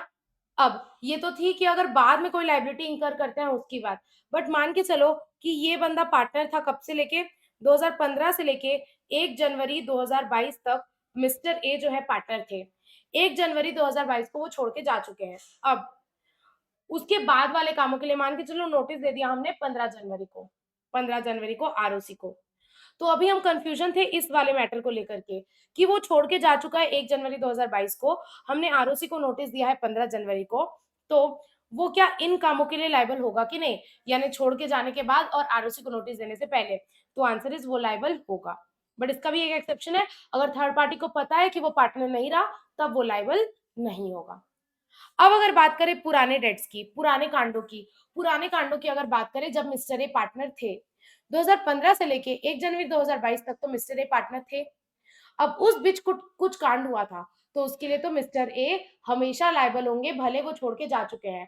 अब वो 1 जनवरी 2022 को छोड़ के जा चुके हैं, मान के चलो 2016 में कुछ कांड हुआ था, उसके लिए लाइबिलिटी आई 2023 में, तो क्या मिस्टर ए उसके लिए लायबल नहीं होंगे? बिल्कुल लायबल होंगे। क्यों? क्योंकि जब कांड हुआ तब तो वो पार्टनर थे ना। तो यहाँ पर बोला है मिस्टर ए भले ही छोड़ के जा चुके हैं, लेकिन पुराने जो कांड है, पुराने जो एक्टिविटीज हैं, उन उसके लिए वो स्टिल अभी भी लायबल होगा। यहाँ पर वही वाली बात लिखी हुई है, कौन से पॉइंट में, फोर्थ पॉइंट में, कि द सिजेशन मतलब जो वो छोड़ के जा चुका है, does not itself discharge the partner from any obligation which he incurred being a partner. कोई ऐसा ऑब्लिगेशन जो उसके पार्टनर जब था तब अगर कोई ऑब्लिगेशन आया था उसके लिए वो स्टिल लाइबल होगा, उससे वो डिस्चार्ज नहीं हो जाएगा जस्ट बिकॉज वो छोड़ के जा रहा है। तो सिजेशन होने से ही will not be discharge from any obligation which he incurred while being a partner। ठीक है, मतलब जब वो पार्टनर था तब उसके पार्टनर रहते रहते जो ऑब्लिगेशन आए हैं उसके लिए वो छोड़ के जाने के बाद भी लायबल होगा। ये वाली बात हुई। ठीक है, उसके बाद आपका ये फिफ्थ पॉइंट बोल रहा है कि जब वो छोड़ के जा रहा है तो उसको क्या क्या मिलेगा। ये बहुत ही कॉमन सेंस की बात है कि एक पार्टनर को दो चीजें मिलती हैं। पहला जो उसका कैपिटल कंट्रीब्यूशन है, मतलब जो उसने पूंजी अपनी लगाई थी बिजनेस में, वो छोड़ के जा रहा है तो वो कैपिटल कंट्रीब्यूशन उसको वापस से मिलेगा। और अगर वो साल और वो अभी तक का उसका जो भी एक्यूमुलेटेड प्रॉफिट है वो उसको मिलेगा। मतलब मान के चलो अभी तक उस फर्म ने कितना प्रॉफिट कमाया था, 9 करोड़। 9 करोड़ प्रॉफिट कमाया, तीनों पार्टनर का बराबर हिस्सा 3 करोड़, 3 करोड़, 3 करोड़, और उसने ना 10 करोड़ का कैपिटल लगाया था। तो सबसे पहली बात, उसने जितनी पूंजी अपना पैसा लगाया था बिजनेस में वो पूरा कैपिटल उसको वापस मिलेगा। दूसरा, जो उसका प्रॉफिट का हिस्सा है वो मिलेगा। आज तक का उसका जो भी एक्यूमुलेटेड प्रॉफिट है, लॉस वगैरह सब माइनस करने के बाद, तो उसको ये 10 करोड़ प्लस 3 करोड़ यानी 13 करोड़ मिलेगा। तो ये बहुत ही इजी सी बात थी कि एक पार्टनर जब छोड़ के जाता है तो उसको क्या क्या मिलेगा। पार्टनर जब छोड़ के जाता है तो उसको हम बोलते हैं फॉर्मर पार्टनर। तो फॉर्मर पार्टनर को क्या क्या मिलेगा, सबसे पहला तो उसको मिलेगा कैपिटल कंट्रीब्यूशन। कैपिटल कंट्रीब्यूशन यानी जितना कैपिटल उसने लगाया था। दूसरा, उसको मिलेगा share in accumulated profit of the LLP. उस एलएलपी में उसके प्रॉफिट का शेयर उसको मिलेगा आफ्टर डिडक्टिंग लॉसेस, लॉस वगैरह सब माइनस करने के बाद। सिक्स्थ वाला पॉइंट सिंपल सी बात है कि भले अगर वो छोड़ के चल जाता है, अब वो बाद में क्या एलएलपी के मैनेजमेंट में इंटरफेयर कर सकता है? The answer is no. अब तुम जा चुके हो भैया, अब हमारे जिंदगी में दखल अंदाजी ना करो। तो अगर कोई पार्टनर छोड़ के चल जाता है, अब वो छोड़ के जाने के बाद जो है पार्टनरशिप के मैनेजमेंट में इंटरफेयर नहीं कर सकता। या फिर किसी पार्टनर की डेथ हो जाती है, तो उसकी डेथ होने के बाद उसका जो लीगल रिप्रेजेंटेटिव है वो अपने आप पार्टनर नहीं बन जाएगा, और उसका जो लीगल रिप्रेजेंटेटिव है वो पार्टनरशिप में इंटरफेरेंस नहीं कर सकता। तो यहाँ पर वही बोला है, फॉर्मर पार्टनर और person entitled to his share in case of death और insolvency shall not have any right to interfere in the management of LLP. वो एलएलपी में इंटरफेयर नहीं कर सकते। मतलब अगर मान के चलो मिस्टर ए रिजाइन कर दिए, अब रिजाइन करने के बाद वो एलएलपी के मैनेजमेंट में इंटरफेयर नहीं कर सकते। दूसरा पॉइंट, अगर मिस्टर ए की डेथ हो गई तो उनका जो सन होगा वो सन भी जो है एलएलपी के मैनेजमेंट में इंटरफेयर नहीं कर सकता, क्योंकि ये सन अपने आप पार्टनर नहीं बन जाएगा। तो ये थी आपकी कुछ पॉइंट्स सेजेशन ऑफ पार्टनरशिप को लेकर के। यहाँ तक कोई डाउट? यहाँ तक कोई डाउट सेजेशन ऑफ पार्टनरशिप तक? यहाँ तक कोई डाउट सेजेशन ऑफ पार्टनरशिप तक? No ma'am. ठीक है। तो एक छोटा सा पॉइंट है रजिस्ट्रेशन ऑफ चेंज का, इसमें तो वैसे अमेंडमेंट है लेकिन इसमें ज्यादा अमेंडमेंट नहीं है, तो इसीलिए मैं इसको ना बुक से ही आपको पढ़ा रही हूँ। Basically point number 1, point number 2, point number 3 point same है, पॉइंट नंबर 6 भी सेम है। अमेंडमेंट सिर्फ पॉइंट नंबर 4 और 5 में है, तो इसका अमेंडमेंट मैं आपको बुक में ही मार्क करा दे रही हूँ। ये वाला आपको अमेंडमेंट शीट से पढ़ने की जरूरत नहीं पड़ेगी। याद है मैंने आपको बताया था कि पार्टनरशिप में कुछ भी होता है ना, तो हमें पार्टनरशिप में कुछ भी होता है तो हमें एलएलपी को इन्फॉर्म सॉरी पार्टनरशिप में कुछ भी होता है ना तो हमें आरओसी को इन्फॉर्म करना होता है कि आरओसी आरओसी ये चेंजेस हो गया। अब अगर चेंज इन पार्टनर हो रहा है, चेंज इन पार्टनर मतलब कोई नया पार्टनर आ रहा है, कोई पार्टनर जा रहा है, या किसी पार्टनर के डिटेल में चेंज हो रहा है। एग्जाम्पल, किसी पार्टनर का नाम चेंज हो रहा है या किसी पार्टनर का एड्रेस चेंज हो रहा है। एग्जाम्पल मान के चलो कि राजू, रैंचो और फरहान 3 पार्टनर्स हैं। मान के चलो फरहान छोड़ के जा रहा है, या फिर नया पार्टनर प्रिया आ रही है, या फिर राजू का नाम चेंज हो रहा है, या फिर रैंचो का एड्रेस चेंज हो रहा है। इन सारे सिचुएशन में आपको आरओसी को बताना होता है, गवर्नमेंट को बताना होता है कि आरओसी आरओसी हमारे पार्टनर का नाम चेंज हुआ है, हमारे पार्टनर का एड्रेस चेंज हुआ है। अच्छा, एक नया पार्टनर आया है, एक पार्टनर छोड़ के गया है, आपको आरओसी को इन्फॉर्म करना होता है। ठीक है। अब तो यहाँ पर ये वाली बात बोल दी गई। सेकेंड वाला पॉइंट पढ़ना कि एलएलपी शेल, क्या एलएलपी इन्फॉर्म करेगा, फाइल करेगा नोटिस आरओसी को कितने दिन के अंदर? 30 दिन के अंदर अंदर when he become or ceases to be a partner, या फिर फाइल करेगा नोटिस आरओसी को with in 30 days of change. ये ए वाले पॉइंट में बात कर रहा है इनकमिंग पार्टनर आने की या रिटायर होने की। कोई पार्टनर बन रहा है या कोई पार्टनर छोड़ के जा रहा है, तो उस केस में आपको 30 डेज के अंदर आरओसी को इन्फॉर्म करना होगा। दूसरे पॉइंट में बात कर रहा है पार्टनर्स की डिटेल्स चेंज होने की, पार्टनर्स का नाम चेंज हो रहा है या पार्टनर्स का एड्रेस चेंज हो रहा है, उस केस में उस चेंज के 30 दिन के अंदर अंदर आपको आरओसी को नोटिस फाइल करना होगा। अब एक बात बताओ, ये वाला पॉइंट आपको समझ में आ गया कि एलएलपी को आरओसी को इन्फॉर्म करना पड़ेगा नोटिस, और इसका दो फॉर्म है, 4 या 4A। 4 या 4A फॉर्म है, बहुत डिटेल में नहीं जाना है आपको, बस फॉर्म नंबर आप ध्यान कर सकते हो कि चेंज ऑफ पार्टनर का फॉर्म क्या है, फॉर्म नंबर 4 और 4A। तो आपको नोटिस फाइल करना होता है आरओसी को कितने दिन के अंदर? 30 दिन के अंदर। बट एक बात बताओ, अगर किसी पार्टनर का नाम चेंज हो रहा है या पार्टनर का एड्रेस चेंज हो रहा है या पार्टनर का कोई डिटेल चेंज हो रहा है, तो एलएलपी को कैसे पता चलेगा? पार्टनर बताएगा ना। तो वही वाली बात है कि अगर पार्टनर्स का कोई भी डिटेल्स में चेंज होता है ना, तो उसको एलएलपी को इन्फॉर्म करना पड़ेगा 15 दिन के अंदर, फिर एलएलपी आरओसी को इन्फॉर्म करेगी 30 दिन के अंदर अंदर। समझ में आया? तो यहाँ फर्स्ट वाला पॉइंट पढ़ो, every partner shall inform the LLP any change in the name और address within a period of 15 days of such change. यानी अगर उसके नेम या एड्रेस में कोई चेंज होता है तो 15 डेज ऑफ सच चेंज के अंदर अंदर उसको एलएलपी को इन्फॉर्म करना पड़ेगा, और फिर एलएलपी आरओसी को इन्फॉर्म कर देगी। ये जो नोटिस आप आरओसी को फाइल करोगे, ये सच फॉर्म होना चाहिए विच इज प्रिस्क्राइब्ड। तो कौन सा फॉर्म प्रिस्क्राइब्ड है? फॉर्म प्रिस्क्राइब्ड है फॉर्म नंबर 4। 4 या 4A, दो फॉर्म है इसका, 4 या 4A। तो ये फॉर्म नंबर 4 में होना चाहिए, और ये डीपी के द्वारा साइन होना चाहिए। और अगर कोई नया पार्टनर आ रहा है तो आप किसी भी पार्टनर को ऐसे ही पार्टनर नहीं बना सकते, आपको उसका कॉन्सेंट लेना पड़ता है लिखित में। और वो जो नया पार्टनर आता है वो लिखित में अपना कॉन्सेंट देता है कि हाँ मैं पार्टनर बनने के लिए रेडी हूँ। और वो कंसेंट भी हमें आरओसी को फाइल करना होता है। तो अगर ये जो नोटिस है इनकमिंग पार्टनर से रिलेटेड है यानी एडमिशन ऑफ पार्टनर से रिलेटेड है, उस केस में उसका कंसेंट भी जो कि उसके द्वारा साइंड होगा, वो भी आपको आरओसी को फाइल करना होता है। तो यहाँ पर सिंपल सी बात लिखी हुई है कि अगर कोई चेंज होता है पार्टनर्स में, तो आपको आरओसी को इन्फॉर्म करना होता है 30 डेज के अंदर अंदर फॉर्म नंबर 4 या 4A में, जो कि डीपी के द्वारा साइन होता है। अब यहाँ पर पॉइंट नंबर 6 में आपको एक बात लिखी हुई है कि मान के चलो एक पार्टनर है, उसने रिजाइन कर दिया, मिस्टर ए ने रिजाइन कर दिया। अब मान के चलो मेरा झगड़ा हो गया, मान के चलो ए, बी और सी 3 पार्टनर्स हैं। ए का ना बी और सी के साथ झगड़ा हो गया और इसीलिए ए ने क्या कर दिया, रिजाइन कर दिया, छोड़ के चला गया। अब एक बात बताओ, क्या ए की लायबिलिटी मुक्त हो जाएगी? नहीं। अभी भी जब तक ये जो फर्म है, ये जो एलएलपी है, ये एलएलपी जब तक आरओसी को नोटिस नहीं दे देती, तब तक के सारे कामों के लिए मिस्टर ए भी लायबल होगा। और आपको लगता है अगर ए, बी और सी का झगड़ा हुआ है, तो ए के जाने के बाद बी और सी आरओसी को नोटिस फाइल करेंगे? नहीं करेंगे। जानबूझ के वो लोग उल्टा-उल्टा कांड करेंगे कि ए भी उस कांड के लिए लायबल हो जाए। तो अब मान के चलो ए रिज़ाइन करके सॉरी, ए रिजाइन करके चला गया। अब उसको लग रहा है मेरे जाने के बाद ये लोग आरओसी को ना नोटिस नहीं देंगे, और जब तक सॉरी मेरे को हिचकी आ रही है, और जब तक ये लोग आरओसी को नोटिस नहीं देंगे, तब तक के सारे काम के लिए मिस्टर ए लायबल होंगे। हाँ, मिस्टर ए लायबल होंगे। सॉरी, मिस्टर ए लायबल होंगे। Where is my water? कौन याद कर रहा है भाई? ठीक है, ठीक है। सुनो, यहाँ पर बोल मैं पानी पी के आती हूँ।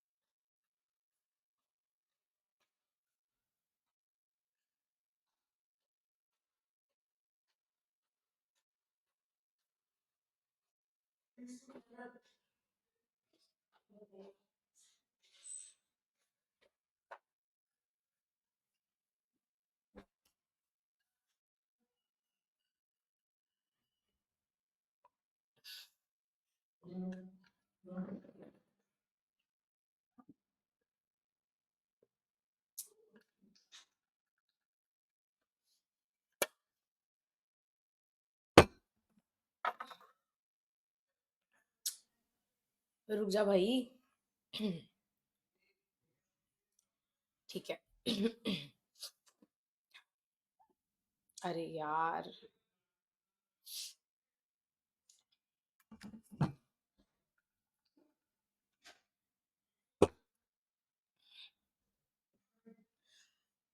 कौन याद कर रहा है? मत याद करो।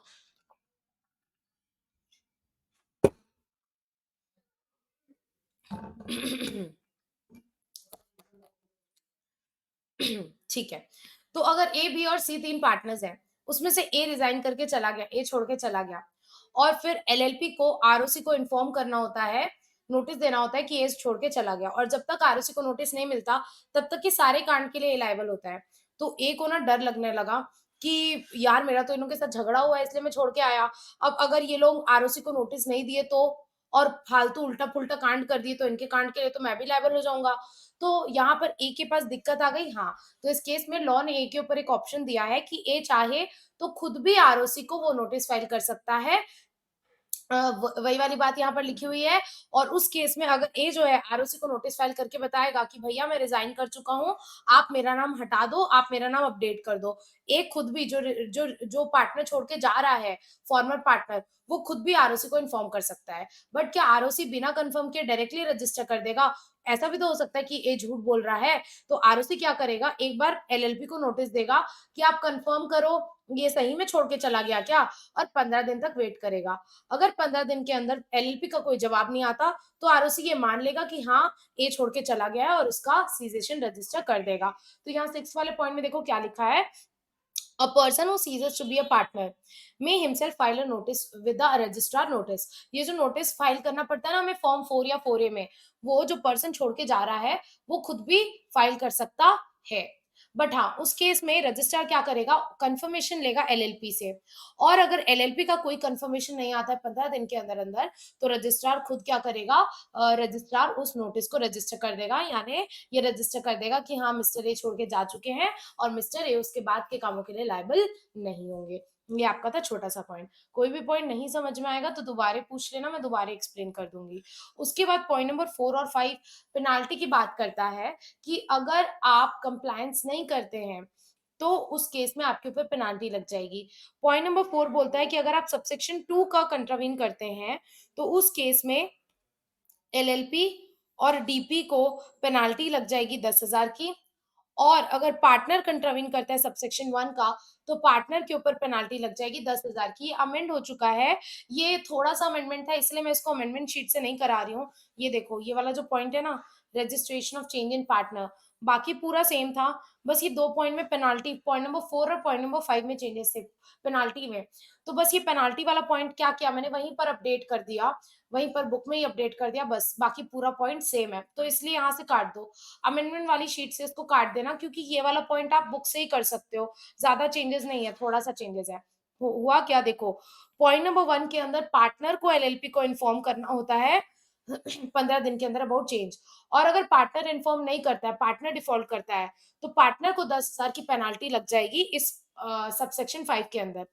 और उसके बाद सबसेक्शन 2 के अंदर एलएलपी को आरओसी को इन्फॉर्म करना होता है 30 दिन के अंदर-अंदर, और अगर एलएलपी जो है आरओसी को 30 दिन के अंदर इन्फॉर्म नहीं करता है, सबसेक्शन 2 का कंट्रावेंशन होता है, उस केस में एलएलपी और डीपी सबको लग जाएगी पेनाल्टी, कितने की, एलएलपी और सारे डीपी को, एलएलपी और एवरी डीपी को पेनाल्टी लग जाएगी 10,000 की। पुराना वाला फाइन चेंज हो चुका है, fine is converted to LLP, तो पेनाल्टी लग जाएगी 10,000 की। समझ में आया? तो ये वाला पॉइंट था हमारा registration of change in partners को लेकर के। उसके बाद एक बहुत इंपॉर्टेंट टॉपिक पढ़ने जा रहे हैं। देखो यहाँ पर मैंने स्टार मार्क किया हुआ है और वेरी इंपॉर्टेंट लगाया है, मतलब ये इंपॉर्टेंट टॉपिक है। अब यहाँ जो मैं म्यूचुअल एजेंसी का कंसेप्ट बताई थी ना, वो यहाँ पर लिखा हुआ है कि एक पार्टनर कितने काम के लिए लायबल होगा। वैसे तो अपन ने पढ़ा है limited liability partnership. Limited liability partnership के केस में क्या होता है, पार्टनर्स की लायबिलिटी लिमिटेड होती है, बट एग्जैक्टली एलएलपी कब कब लायबल होगा, पार्टनर्स कब कब लायबल होंगे, किन किन काम के लिए वो लायबल होंगे, किन किन काम के लिए वो लायबल नहीं होंगे, तो यहाँ पर extent and limitation of liability of LLP and partner के बारे में लिखा हुआ है, और जो कि मैं ऑलरेडी आपको समझा चुकी हूँ कि पार्टनर्स जो होते हैं एलएलपी के केस में दूसरे पार्टनर के एजेंट नहीं होता है, बट हाँ एलएलपी के एजेंट होते हैं। मतलब पार्टनर के काम के लिए एलएलपी लायबल होगा, बट एक पार्टनर के काम के लिए दूसरा पार्टनर लायबल नहीं होगा। तो यहाँ पर वही वाला फर्स्ट पॉइंट सेक्शन 26 में लिखा हुआ है कि every partner is the agent of the LLP but not of the other partners. जो पार्टनर है वो एजेंट है किसका, एलएलपी का, बट दूसरे पार्टनर्स का नहीं है। यहाँ पर म्यूचुअल एजेंसी का कंसेप्ट नहीं होता है, जो कि पार्टनरशिप में होता है। अब अगर एलएलपी की बात करें, तो क्या एलएलपी पार्टनर्स के रॉन्गफुल एक्ट के लिए लायबल होगा?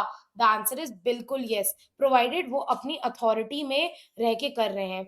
जैसे मान के चलो कि ए, बी और सी 3 पार्टनर्स हैं, तीनों ने मिलकर के क्या बनाई है? तीनों ने मिलकर के बनाई है एलएलपी। अब मान के चलो ये जो ए है, इसका ना कैश मैनेजमेंट का इसके पास अथॉरिटी थी। ए के पास क्या अथॉरिटी थी? कैश मैनेजमेंट करने की। बी के पास क्या अथॉरिटी थी? मान के चलो लोन लेने की। सी के पास क्या अथॉरिटी थी? सेल एंड परचेज़ करने की, सेल एंड परचेज़ करने की। तो अब यहाँ पर क्या हुआ, सी ने ना सी ने कुछ फ्रॉड कर दिया। सी ने फ्रॉड कर दिया सामने वाले के साथ उससे पैसा तो ले लिया बट उसको बेचा नहीं। तो सी ने कुछ फ्रॉड कर दिया। सी ने क्या कर दिया? फ्रॉड कर दिया। एक पार्टनर ने क्या कर दिया? फ्रॉड कर दिया या फिर रॉन्गफुल एक्ट कर दिया। अब एक बात बताओ, इसके रॉन्गफुल एक्ट के लिए क्या बी लायबल होगा? नहीं। ए लायबल होगा? नहीं, क्योंकि ये एलएलपी है, लिमिटेड लायबिलिटी पार्टनरशिप। एक पार्टनर के गलत काम के लिए दूसरा पार्टनर पर्सनली लायबल नहीं हो जाता है। मतलब मान के चलो इसके फ्रॉड के चक्कर में 1 करोड़ का नुकसान हो गया। अब क्या ये 1 करोड़ देने के लिए बी अपने घर से पैसा लाएगा, ए अपने घर से पैसा लाएगा? नहीं, वो लोग पर्सनली लायबल नहीं होंगे, वो अपनी ज़मीन-जायदाद बेच के पैसा नहीं लाएँगे। बट क्या सी के इस काम के लिए एलएलपी लायबल होगा? द आंसर इज़ येस, क्योंकि पार्टनर जो होता है वो एलएलपी पार्टनरशिप का तो एजेंट होता है। तो सवाल ये उठता है, क्या सी के इस रॉन्गफुल एक्ट के लिए एलएलपी लायबल होगा? द आंसर इज यस, होगा, अगर वो कांड जो हुआ सी ने अपनी अथॉरिटी में रह के किया। सी ने क्या कांड किया? सेल परचेज को लेके किया। और क्या सेल परचेज करने की उसके पास अथॉरिटी थी? बिल्कुल थी। तो अगर वो अपनी अथॉरिटी में रह के कोई कांड कर देता है, रॉन्गफुल एक्ट कर देता है, तो उस रॉन्गफुल एक्ट के लिए एलएलपी लायबल होगा। यानी 1 करोड़ क्या ये एलएलपी के असेट से दिए जाएंगे? एलएलपी के पैसे से दिए जाएंगे? बिल्कुल दिए जाएंगे। एलएलपी लायबल होगा। यहाँ पर एक बात लिखी गई कि जो पार्टनर होता है, अगर वो कोई रॉन्गफुल एक्ट कर देता है, तो उसके लिए एलएलपी लायबल होगा, प्रोवाइडेड या तो उसने अपनी अथॉरिटी में रह के किया है या फिर एलएलपी के नॉलेज में था। एलएलपी के नॉलेज में था। मान के चलो किसी के पास अथॉरिटी नहीं है सेल परचेज करने की, लेकिन फिर भी वो एक सेल परचेज का ट्रांजैक्शन कर रहा था और उसके बारे में एलएलपी को नॉलेज थी। एलएलपी को नॉलेज थी। तो इस केस में भी सी अगर फ्रॉड करता है तो उसके लिए एलएलपी लायबल हो जाएगा। तो यहाँ पर ये वाला पॉइंट पढ़ो। कौन सा वाला? सेकेंड वाला पॉइंट पढ़ना। ठीक है, कौन सा पॉइंट पढ़ना? सेकेंड वाला पॉइंट पढ़ना। ये वाला, क्या एलएलपी पार्टनर्स के रॉन्गफुल एक्ट के लिए लायबल होगा? The answer is yes. तो यहाँ पर बोला कि एलएलपी तो लायबल होगा। LLP is liable if a partner of the LLP is liable to any person as a result of wrongful act or wrongful omission। अगर आप कोई गलत काम करते हो तो उसके लिए एलएलपी लायबल होगा? हाँ होगा। In the course of business of LLP और विद द अथॉरिटी। या तो आप वो काम normal business of business course में किए हो, मतलब बिजनेस से रिलेटेड ट्रांजैक्शन किए हो, या फिर एलएलपी की अथॉरिटी के साथ किए हो, मतलब आपके पास वो काम करने की अथॉरिटी थी या फिर वो रेगुलर कोर्स ऑफ बिजनेस में था। तो पार्टनरशिप को पता ही होगा, एलएलपी को पता ही होगा इस ट्रांजैक्शन के बारे में। तो पार्टनर अगर रॉन्गफुल एक्ट करता है तो उसके लिए एलएलपी लायबल तो होगा, लेकिन दो कंडीशन है। या तो वो अपनी अथॉरिटी में रह के कर रहा है तब, या तो फिर नॉर्मल बिजनेस कोर्स में, कोर्स ऑफ बिजनेस में कर रहा है तब, ऑर्डिनरी कोर्स ऑफ ट्रांजैक्शन में कर रहा है तब। ये वाला पॉइंट समझ में आ गया? हाँ मैडम समझ में आ गया। तो इससे आपको सेकंड पॉइंट भी समझ में आ जाएगा कि अगर पार्टनर अपनी अथॉरिटी से बाहर जाके कुछ करता है जो कि एलएलपी को भी नहीं पता था, अगर पार्टनर अपनी अथॉरिटी से बाहर जाके कुछ कांड करता है तो अब उसके लिए वो खुद से पर्सनली लायबल होगा, उसके लिए एलएलपी लायबल नहीं होगी।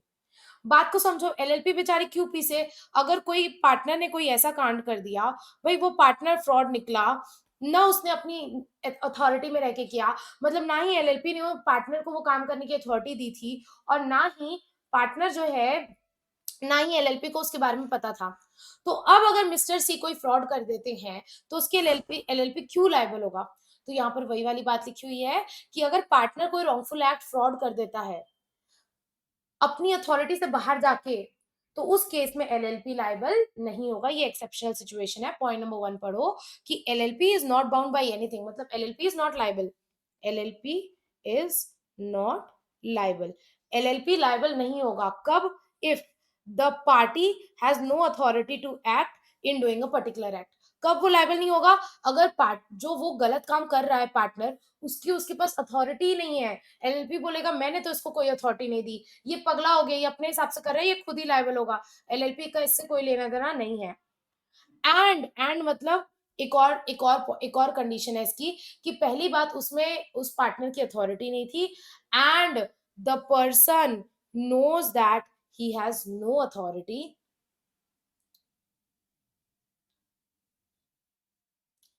and does not know or believe him to be a partner of the LLP। अब यहाँ पर आपको ये क्या पॉइंट दिया हुआ है, ये बहुत कंफ्यूजिंग है, मैं आपको समझाती हूँ। ये मैं आपको एक एग्जांपल के साथ समझाऊंगी, एग्जांपल से आपको समझ में आ जाएगा। ऐसे तो ये बहुत कंफ्यूजिंग है। यहाँ पर देखो क्या बोल रहा है, जैसे मान के चलो कि ये एक एलएलपी है और इस एलएलपी में 3 पार्टनर्स हैं। ए जो है ना, उसके पास कोई राइट नहीं था, उसके पास लोन वोन लेने का, ट्रांजेक्शन करने का राइट नहीं था। अब हुआ क्या, वो ना एचडीएफसी बैंक में चला गया और एचडीएफसी बैंक के पास ना आपकी एलएलपी एग्रीमेंट थी। ध्यान से सुनना, ये जो ए है ना, वो एचडीएफसी बैंक चला गया लोन लेने के लिए फर्म के बिहाफ में। तो ए क्या किया, एचडीएफसी बैंक चला गया लोन लेने के लिए। ए के पास ना लोन लेने का अथॉरिटी नहीं है, ए के पास लोन लेने का पावर नहीं है। अब हुआ क्या, एचडीएफसी के पास एलएलपी एग्रीमेंट थी आपकी, तो एचडीएफसी को पता था कि ए के पास लोन लेने का पावर नहीं है, ए के पास लोन लेने की अथॉरिटी नहीं है। एचडीएफसी को पता था कि ए के पास लोन लेने की अथॉरिटी नहीं है। क्यों? क्योंकि एचडीएफसी के पास हमारा एलएलपी एग्रीमेंट था। तो एचडीएफसी को पता है कि ए के पास लोन लेने की अथॉरिटी नहीं है, और फिर भी क्या किया, एचडीएफसी ने ए को लोन दे दिया। तो यहाँ पगला कौन है? यहाँ पगला है एचडीएफसी। क्यों? क्योंकि अगर आपको पता था मिस्टर ए के पास लोन लेने की अथॉरिटी नहीं है, फिर भी अगर आप उसको लोन दे रहे हो, तो यहाँ पर अब क्या इस कांड के लिए एलएलपी लायबल होगा? द आंसर इज नो, इस कांड के लिए एलएलपी लायबल नहीं होगा, क्योंकि यहाँ दोनों कंडीशन फुलफिल हो रही है। पहला, जो पार्टनर कांड कर रहा है वो अपनी अथॉरिटी से बाहर जाके कर रहा है, वो करने की उसके पास अथॉरिटी नहीं थी, उसके पास लोन लेने की अथॉरिटी नहीं थी। दूसरा, जो पार्टी थर्ड पार्टी ट्रांजैक्शन में एंटर कर रहा है, उसको नॉलेज थी, उसको पता था कि ए के पास अथॉरिटी नहीं है, फिर भी उसने दिया। तो भैया अब आप एलएलपी के अगेंस्ट केस नहीं कर पाओगे, आप सिर्फ ए से रिकवर कर सकते हो पैसा। तो इस केस में एलएलपी जो है वो लायबल नहीं होगा। ये तो हुई पहली बात कि एलएलपी लायबल नहीं होगा कब? अगर जो पार्टनर के पास, जो पार्टनर कांड कर रहा है उसके पास वो कांड करने की अथॉरिटी नहीं थी, एंड मतलब दोनों कंडीशन फिल होनी चाहिए। साथ ही साथ person knows that he has no authority, HDFC bank को पता है कि उसके पास अथॉरिटी नहीं है, ये समझ में आया? या फिर ही डज नॉट नो और believe him to be a partner. मतलब मान के चलो हुआ क्या, दूसरा एग्जांपल दे रही हूं मैं। एक ए है, ए ना एचडीएफसी के पास लोन लेने गया। अब एचडीएफसी को पता ही नहीं है कि ये ना ए कहीं पार्टनर भी है, एचडीएफसी को नहीं पता है, बस एचडीएफसी ए इंसान को देखा, ए इंसान को देखा और क्या किया, एचडीएफसी ए ए ए एचडीएफसी के पास लोन लेने आया, एचडीएफसी ने लोन दे दिया। अब बाद में जब ए जो है ना वो पैसा वापस नहीं कर रहा था, तो एचडीएफसी ने बहुत इन्वेस्टिगेशन की और बाद में जाके एचडीएफसी को पता चला कि ये जो ए है ना, ये एक एबीसी एलएलपी नाम की एलएलपी में पार्टनर है।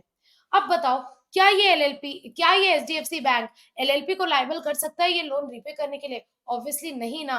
क्यों? क्योंकि यहाँ एचडीएफसी बैंक को तो पता ही नहीं था कि ये ए पार्टनर भी है, वो तो इसकी पर्सनल कैपेसिटी में इसको लोन दिया था ना। तो अब ए जो है वो पर्सनली लायबल होगा, एलएलपी लायबल नहीं होगी। क्यों? क्योंकि यहाँ दोनों कंडीशन फुलफिल हो रही है। पहला, ए ने जो कांड किया वो करने की उसके पास अथॉरिटी नहीं थी, ए ने लोन लिया वो लेने की उसके पास अथॉरिटी नहीं थी। दूसरा, एचडीएफसी बैंक जब लोन दे रहा है तो उसको यही नहीं पता, उसको यही नॉलेज नहीं है कि ए कहीं पार्टनर भी है, कि ए इस एलएलपी में पार्टनर है। तो इस केस में एलएलपी लायबल नहीं होगा। तो यहाँ पर देखो एलएलपी लायबल नहीं होगा अगर he has no authority and the person does not believe or does not know him to be a partner of LLP। जो पर्सन ट्रांजेक्शन कर रहा है उसको पता ही नहीं है कि ये पार्टनर भी है, तो उस केस में एलएलपी लायबल नहीं होगा। समझ में आया? तो जनरली एलएलपी पार्टनर के काम के लिए लायबल होता है अगर वो पार्टनर ने अपनी अथॉरिटी में रह के किया है या नॉर्मल कोर्स ऑफ बिजनेस में किया है। बट अगर वो पार्टनर अपनी अथॉरिटी से बाहर जाके कोई काम करता है तो उस केस में एलएलपी लायबल नहीं होगा, प्रोवाइडेड थर्ड पार्टी को या तो पता है उसको अथॉरिटी नहीं है, या फिर उसको यही नहीं पता है कि वो पार्टनर भी है। समझ में आया? Yes madam. उसके बाद थर्ड और फोर्थ पॉइंट फुद्दू है। थर्ड पॉइंट बोल रहा है कि अगर कोई एलएलपी का ऑब्लिगेशन है तो वो सिर्फ एलएलपी का ही ऑब्लिगेशन है, यानी पार्टनर्स का ऑब्लिगेशन नहीं है। मतलब अगर एलएलपी के ऊपर 1 करोड़ की लाइबिलिटी है तो वो लाइबिलिटी एलएलपी की ही है, पार्टनर्स की पर्सनल लाइबिलिटी नहीं है। क्यों? क्योंकि पार्टनर्स जो है एलएलपी के लिए पर्सनली लायबल नहीं होते हैं। यही तो मेन कंसेप्ट होता है एलएलपी का, लिमिटेड लाइबिलिटी पार्टनरशिप, कि पार्टनर्स की जो लाइबिलिटी होती है वो लिमिटेड होती है। समझ में आया? मतलब पार्टनर्स अपना घर-बार बेच के वो 1 करोड़ का एलएलपी का लोन चुकाने के लिए लायबल नहीं है। तो जो एलएलपी की लायबिलिटीज़ है वो सिर्फ एलएलपी की है। तो यहाँ पर वही बोल बोल दिया, तो एलएलपी की जो लायबिलिटीज़ है वो सिर्फ एलएलपी की है। तो वो हम कैसे रीपे करेंगे? एलएलपी की प्रॉपर्टी से। एलएलपी की लायबिलिटीज़ है तो एलएलपी के एसेट से दोगे ना। तो एलएलपी को जो भी प्रॉफिट्स हो रहा है या एलएलपी के पास जो भी एसेट्स है, उनसे आप सारी एलएलपी की लायबिलिटी पे बैक करोगे। समझ में आया? तो यहाँ पर ये वाला पॉइंट भी अपना ईज़ी है। सेक्शन नंबर 28 ये बोलता है कि पार्टनर्स जो है वो पर्सनली लायबल नहीं होंगे। भई ये तो हमें पता है कि पार्टनर्स पर्सनली लायबल नहीं होंगे, क्योंकि एलएलपी में लिमिटेड लायबिलिटी होती है तो वो पर्सनली लायबल नहीं होंगे। बट इसका एक एक्सेप्शन दिया हुआ है कि अगर वो कुछ गलत कांड करते हैं, मतलब वो कोई रॉन्गफुल एक्ट, फ्रॉड करते हैं, तो भैया अब आप नहीं बच सकते। अब आप ऐसे एलएलपी के मुखौटे के पीछे नहीं छुप सकते। जैसे कंपनी में होता है ना लिफ्टिंग ऑफ कॉर्पोरेट वेल का कांसेप्ट, वैसे यहाँ भी होता है कि वैसे तो आपकी लायबिलिटी लिमिटेड है, बट अगर आप खुद ही कोई गलत कांड करोगे तो उसके लिए आप पर्सनली लायबल होगे। मतलब अगर आप कोई गलत कांड करते हो तो उसके लिए आप पर्सनली लायबल हो जाओगे। आप कोई गलत काम करते हो, फ्रॉड करते हो, उसमें 1 करोड़ की लायबिलिटी आ जाती है। अब वो 1 करोड़ की लायबिलिटी पे करने के लिए आपको अपनी जमीन जायदाद बेचनी पड़ेगी, पर्सनल प्रॉपर्टी से लाना पड़ेगा। समझ में आया? तो वैसे तो पार्टनर्स पर्सनली लायबल नहीं होते हैं, बट वो पर्सनली लायबल होते हैं फॉर देयर ओन, मतलब खुद के रॉन्गफुल एक्ट और ओमिशन के लिए। दूसरे पार्टनर के रॉन्गफुल एक्ट और ओमिशन के लिए हम लायबल होंगे क्या? नहीं। लेकिन अगर हम खुद गलत काम करेंगे तो उसके लिए हम लायबल होंगे। खुद किए हो तो खुद लायबल होगे। ठीक है? तो ये था आपका extent of liability of partner. Next है आपका holding out. Holding out easy section है, ईज़ी सेक्शन है। इसके बाद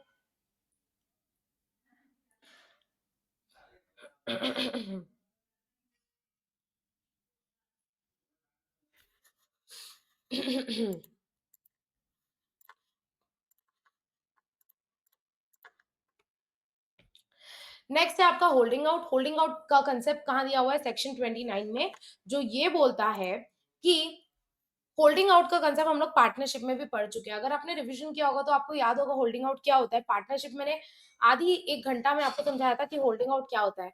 होल्डिंग आउट मतलब होता है estoppel, partner by estoppel. Partner by estoppel हमने वहां भी पढ़ा है, कहाँ? पार्टनरशिप में। और वहां पर हमने क्या पढ़ा है कि अगर कोई अपने आप को जताता है कि मैं पार्टनर हूं, मैं पार्टनर हूं, तो फिर भैया आप अगर बोल रहे हो ना, भले आप नहीं हो, आप अगर दिखा रहे हो ना लोगों को कि मैं पार्टनर हूं, मैं पार्टनर हूं, तो फिर आपको मान लिया जाएगा कि आप पार्टनर हो। उस केस में आपको स्टॉप कर दिया जाएगा। अब आप डिनाई नहीं कर सकते कि आप पार्टनर नहीं हो। उसे बोला जाता है स्टॉपल या होल्डिंग आउट। तो मतलब मान के चलो कि ए, बी और सी 3 लोगों की एलएलपी है। अब ये जो डी है, ये ना जाके एक जन को बोल रहा था कि मैं पार्टनर हूँ, मैं पार्टनर हूँ। अब क्या हुआ, ये थर्ड पार्टी है। ये थर्ड पार्टी के सामने, ये थर्ड पार्टी को लगा अच्छा मिस्टर डी भी पार्टनर है इस एलएलपी में, जबकि वो एक्चुअल में था नहीं। लेकिन थर्ड पार्टी को बिलीव हो गया और उनको ना डी के ऊपर भरोसा था। डी के ऊपर भरोसा करके उन्होंने क्या किया, फर्म को 1 करोड़ का लोन दे दिया। और उन्होंने ये ट्रांजैक्शन फर्म के साथ क्यों किया? क्योंकि ये बिलीव करके कि मिस्टर डी पार्टनर है। मतलब मिस्टर डी अगर थर्ड पार्टी को ये दिखा रहे हैं कि मैं पार्टनर हूं, मैं पार्टनर हूं, और आपके ऊपर भरोसा करके कोई फर्म के साथ ट्रांजैक्शन कर लेता है, तो उस पर्टिकुलर चीज के लिए आप भी पार्टनर माने जाओगे। अब ये 1 करोड़ के लोन के लिए मिस्टर डी भी लायबल होंगे। क्यों? क्योंकि आप ही ने तो बोला था पार्टनर हो, पार्टनर हो। अब भले आप पार्टनर नहीं हो, लेकिन मिस्टर डी भी यहाँ पर लायबल हो जाएंगे। क्या ये थर्ड पार्टी मिस्टर डी से भी पैसा मांग सकते हैं? द आंसर इज यस, मांग सकते हैं। इसे बोला जाता है होल्डिंग आउट। होल्डिंग आउट यानी any person who by word spoken और रिटन और बाय देयर कंडक्ट, या तो बोल के, या तो लिख करके, या तो एक्शन के थ्रू, कैसे भी, इफ ही रिप्रेजेंट हिमसेल्फ और knowingly permit himself to be represented as a partner, या तो वो खुद रिप्रेजेंट करता है कि मैं पार्टनर हूँ, या फिर कोई और बोल रहा है कि मिस्टर डी पार्टनर है और वो मना नहीं कर रहा है, वो परमिट कर रहा है, वो अलाउ कर रहा है किसी और को झूठ बोलना। ठीक है? तो इस केस में he will be liable as a person. अब उसको पार्टनर मान लिया जाएगा। और वो किस चीज के लिए लायबल होगा? कि उस किस पर्सन को लायबल होगा? उस पर्सन को लायबल होगा who has on the faith of such representation. Faith मतलब उस पे भरोसा करके given credit to the LLP, जिसने, जो ये थर्ड पार्टी था, उसने भरोसा करके कि हाँ डी भी पार्टनर है, फर्म को लोन दे दिया। तो अब ये जो मिस्टर डी हैं, ये थर्ड पार्टी को लायबल होंगे और वो उस पर्टिकुलर ट्रांजैक्शन के लिए पार्टनर माने जाएंगे। समझ में आया? बट सवाल ये उठता है, क्या एलएलपी लायबल नहीं होगा? क्या एलएलपी लायबल होगा कि नहीं? डी तो लायबल होगा, ये तो श्योर है। क्या एलएलपी लायबल होगा? द आंसर इज एलएलपी तभी लायबल होगा अगर उसने वो एंजॉय किया। अब 1 करोड़ का लोन मिला किसको? एबीसी कंपनी को। मान के चलो उसने वो 1 करोड़ रुपए यूटिलाइज कर दिए। तो अब यहाँ क्योंकि एलएलपी ने भी उसका बेनिफिट ले लिया, तो अब उस 1 करोड़ के लोन के लिए एलएलपी भी लायबल होगा और डी भी लायबल होगा। डी तो लायबल ही होगा ही, उसमें कोई दो राय नहीं है। सवाल ये उठता है एलएलपी लायबल होगा कि नहीं? तो एलएलपी सिर्फ उतने अमाउंट के लिए लायबल होगा जितने का उसने बेनिफिट लिया है, जितने का उसने बेनिफिट लिया है। तो यहाँ पर हाउएवर करके लिखा हुआ है, however LLP shall be liable to the extent of the credit received by it। मतलब जितना उसको बेनिफिट मिला है, जितना उसको क्रेडिट मिला है, सिर्फ उतने एक्सटेंट के लिए ही एलएलपी लायबल होगा। और हाँ, without prejudice to the LLP of the person so representing. इसका क्या मतलब है विदाउट प्रिजुडाइज टू? मतलब इससे डी की लाइबिलिटी कम नहीं हो जाएगी, डी तो लायबल होगा ही। साथ ही साथ अगर एलएलपी ने क्रेडिट बेनिफिट जितना ले लिया है, जितना फाइनेंशियल बेनिफिट ले लिया है, सिर्फ उतने फाइनेंशियल बेनिफिट के लिए ही एलएलपी भी लायबल होगा। समझ में आया? अब ये पॉइंट नंबर 2 बहुत ही इजी सा है, जो बोल रहा है कि अगर किसी पार्टनर की डेथ हो जाती है और उसका डेथ के बाद भी रिमेनिंग पार्टनर्स उसका नाम यूज कर रहे हैं, तो क्या उसके लीगल रिप्रेजेंटेटिव लायबल होंगे? द आंसर इज नो, नहीं लायबल होंगे। लॉजिकल भी है, उसकी डेथ हो चुकी है तो क्यों लायबल होंगे? यहाँ पर आपको एक बात बोल रही है कि एक फर्म है ABC LLP, हुआ क्या, ए की डेथ हो गई। अब ए का सन है, ए की डेथ होने के बाद भी जो बी और सी है ना वो ए का नाम यूज़ कर रहे हैं। तो सवाल ये उठता है क्या ए का सन उसके बाद के किसी कांड के लिए लायबल होगा? नहीं, उसके बाद के किसी कांड के लिए लायबल नहीं होगा क्योंकि ए की डेथ हो चुकी है। भले ही वो लोग ए का नाम यूज़ कर रहे हैं फिर भी। तो यहाँ पर वही वाली बात लिखी हुई है, where after a partner's death the continued use of the name of the deceased partner, किसी पार्टनर की डेथ हो गई और उसके बाद भी आप उसका नाम यूज़ कर रहे हो, तो that shall not make his legal representative और his estate liable after his death. उसकी वजह से वो लायबल नहीं हो जाएँगे। डेथ के बाद लायबिलिटी खत्म हो जाती है, आपकी कोई लायबिलिटी नहीं रहेगी। समझ में आया? तो ये वाला पॉइंट था आपका होल्डिंग आउट को लेकर के। होल्डिंग आउट से रिलेटेड कोई डाउट? होल्डिंग आउट से रिलेटेड कोई डाउट? No, ma'am. ठीक है। तो यहाँ पर अपना नेक्स्ट टॉपिक है unlimited liability in case of fraud को लेकर के। Unlimited liability in case of fraud section 30 में दिया हुआ है। वैसे तो इसमें अमेंडमेंट है, लेकिन अमेंडमेंट थोड़ा-सा है, एक छोटा-सा पॉइंट है कि यहाँ पर 2 साल को काट करके 5 साल कर दिया गया है। इसीलिए मैं इसको बुक से ही पढ़ा रही हूँ, इसको अमेंडमेंट में आप काट सकते हो, ये वाले पॉइंट को। कौन-सा? Section number 30। Section number 30 amendment क्या है? अमेंडमेंट सिर्फ एक छोटा-सा है कि 2 साल को अमेंड करके 5 साल कर दिया गया है।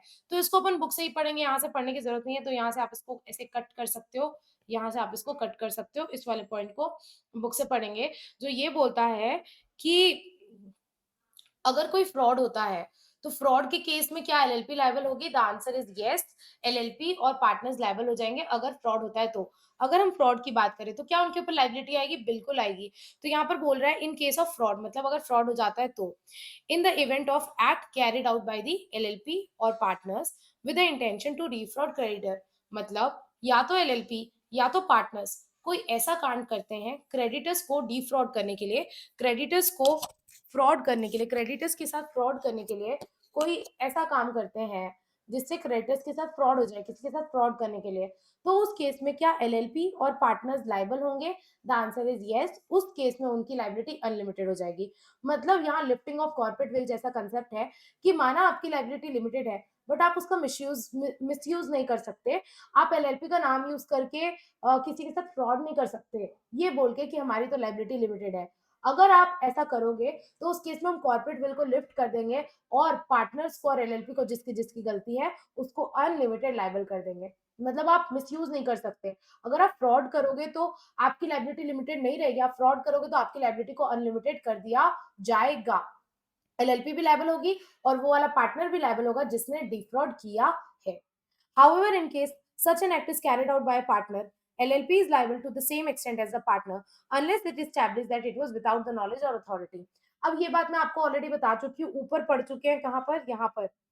यहाँ पर मैं आपको पढ़ चुकी हूँ कि वैसे तो पार्टनर्स के सारे गलत काम के लिए एलएलपी लायबल होती है, बट वो प्रोवाइडेड वो पार्टनर ने या तो अपनी अथॉरिटी में रह के किया है या तो एलएलपी को उसके बारे में नॉलेज थी। अब मान के चलो पार्टनर ने कोई ऐसा फ्रॉड कर दिया जिसके बारे में ना ही एलएलपी को नॉलेज है और ना ही वो पार्टनर को अथॉरिटी थी, तो उस केस में एलएलपी लायबल नहीं होगा, सिर्फ वो पार्टनर ही पर्सनली लायबल होगा जिसने वो कांड किया है। आई एम होपिंग ये आपको समझ में आ रहा है कि अगर मान के चलो कोई कांड हो जाता है तो एलएलपी लायबल तभी होगा जब या तो पार्टनर के पास अथॉरिटी थी या तो एलएलपी को नॉलेज था। बट एलएलपी लायबल नहीं होगा अगर वो पार्टनर ने जो फ्रॉड किया है वो without the knowledge of LLP किया है या फिर विदाउट द अथॉरिटी, अथॉरिटी से बाहर जाके किया है तो एलएलपी लायबल नहीं होगा। अदरवाइज किसी पार्टनर के फ्रॉड के लिए पार्टनर भी पर्सनली अनलिमिटेड लायबल होगा और एलएलपी भी अनलिमिटेड लायबल हो जाएगी। उसके बाद उनको जेल भी हो जाएगी फ्रॉड के लिए। ऐसा नहीं है कि लायबल नहीं होगे, लायबल तो होगे ही, लायबल भी हो जाओगे और जेल भी हो जाएगी। तो अगर आप फ्रॉड करते हो तो हर वो बंदा जो फ्रॉड कर रहा है उसको जेल हो सकती है 5 साल तक की, एंड मतलब दोनों लग जाएगा। मतलब आपको क्या हो जाएगा, आपको इम्प्रिजनमेंट हो जाएगी, आपको इम्प्रिजनमेंट हो सकती है एक्सटेंड अप टू 5 साल और आपके ऊपर फाइन लग सकता है 50,000 से लेके 5 लाख के बीच में। ये याद करना पड़ेगा, कर सकते हो 5 साल 50,000 5 लाख, 5 साल 50,000 5 लाख। मतलब अगर कोई फ्रॉड करता है तो उसको जेल हो सकती है 5 साल तक की एंड फाइन लग जाएगा 50,000 से 5 लाख के बीच में। उसके अलावा मतलब अगर आप किसी के साथ फ्रॉड करते हो तो आप लायबल तो हो गए ही, आपको फाइन और इम्प्रिजनमेंट भी हो जाएगा और उसके साथ-साथ अगर आपकी वजह से किसी को कोई नुकसान होता है, तो वो नुकसान भी देने की कॉम्पेंसेशन पे उसको देना पड़ेगा, यानी डैमेजेस देने पड़ेंगे।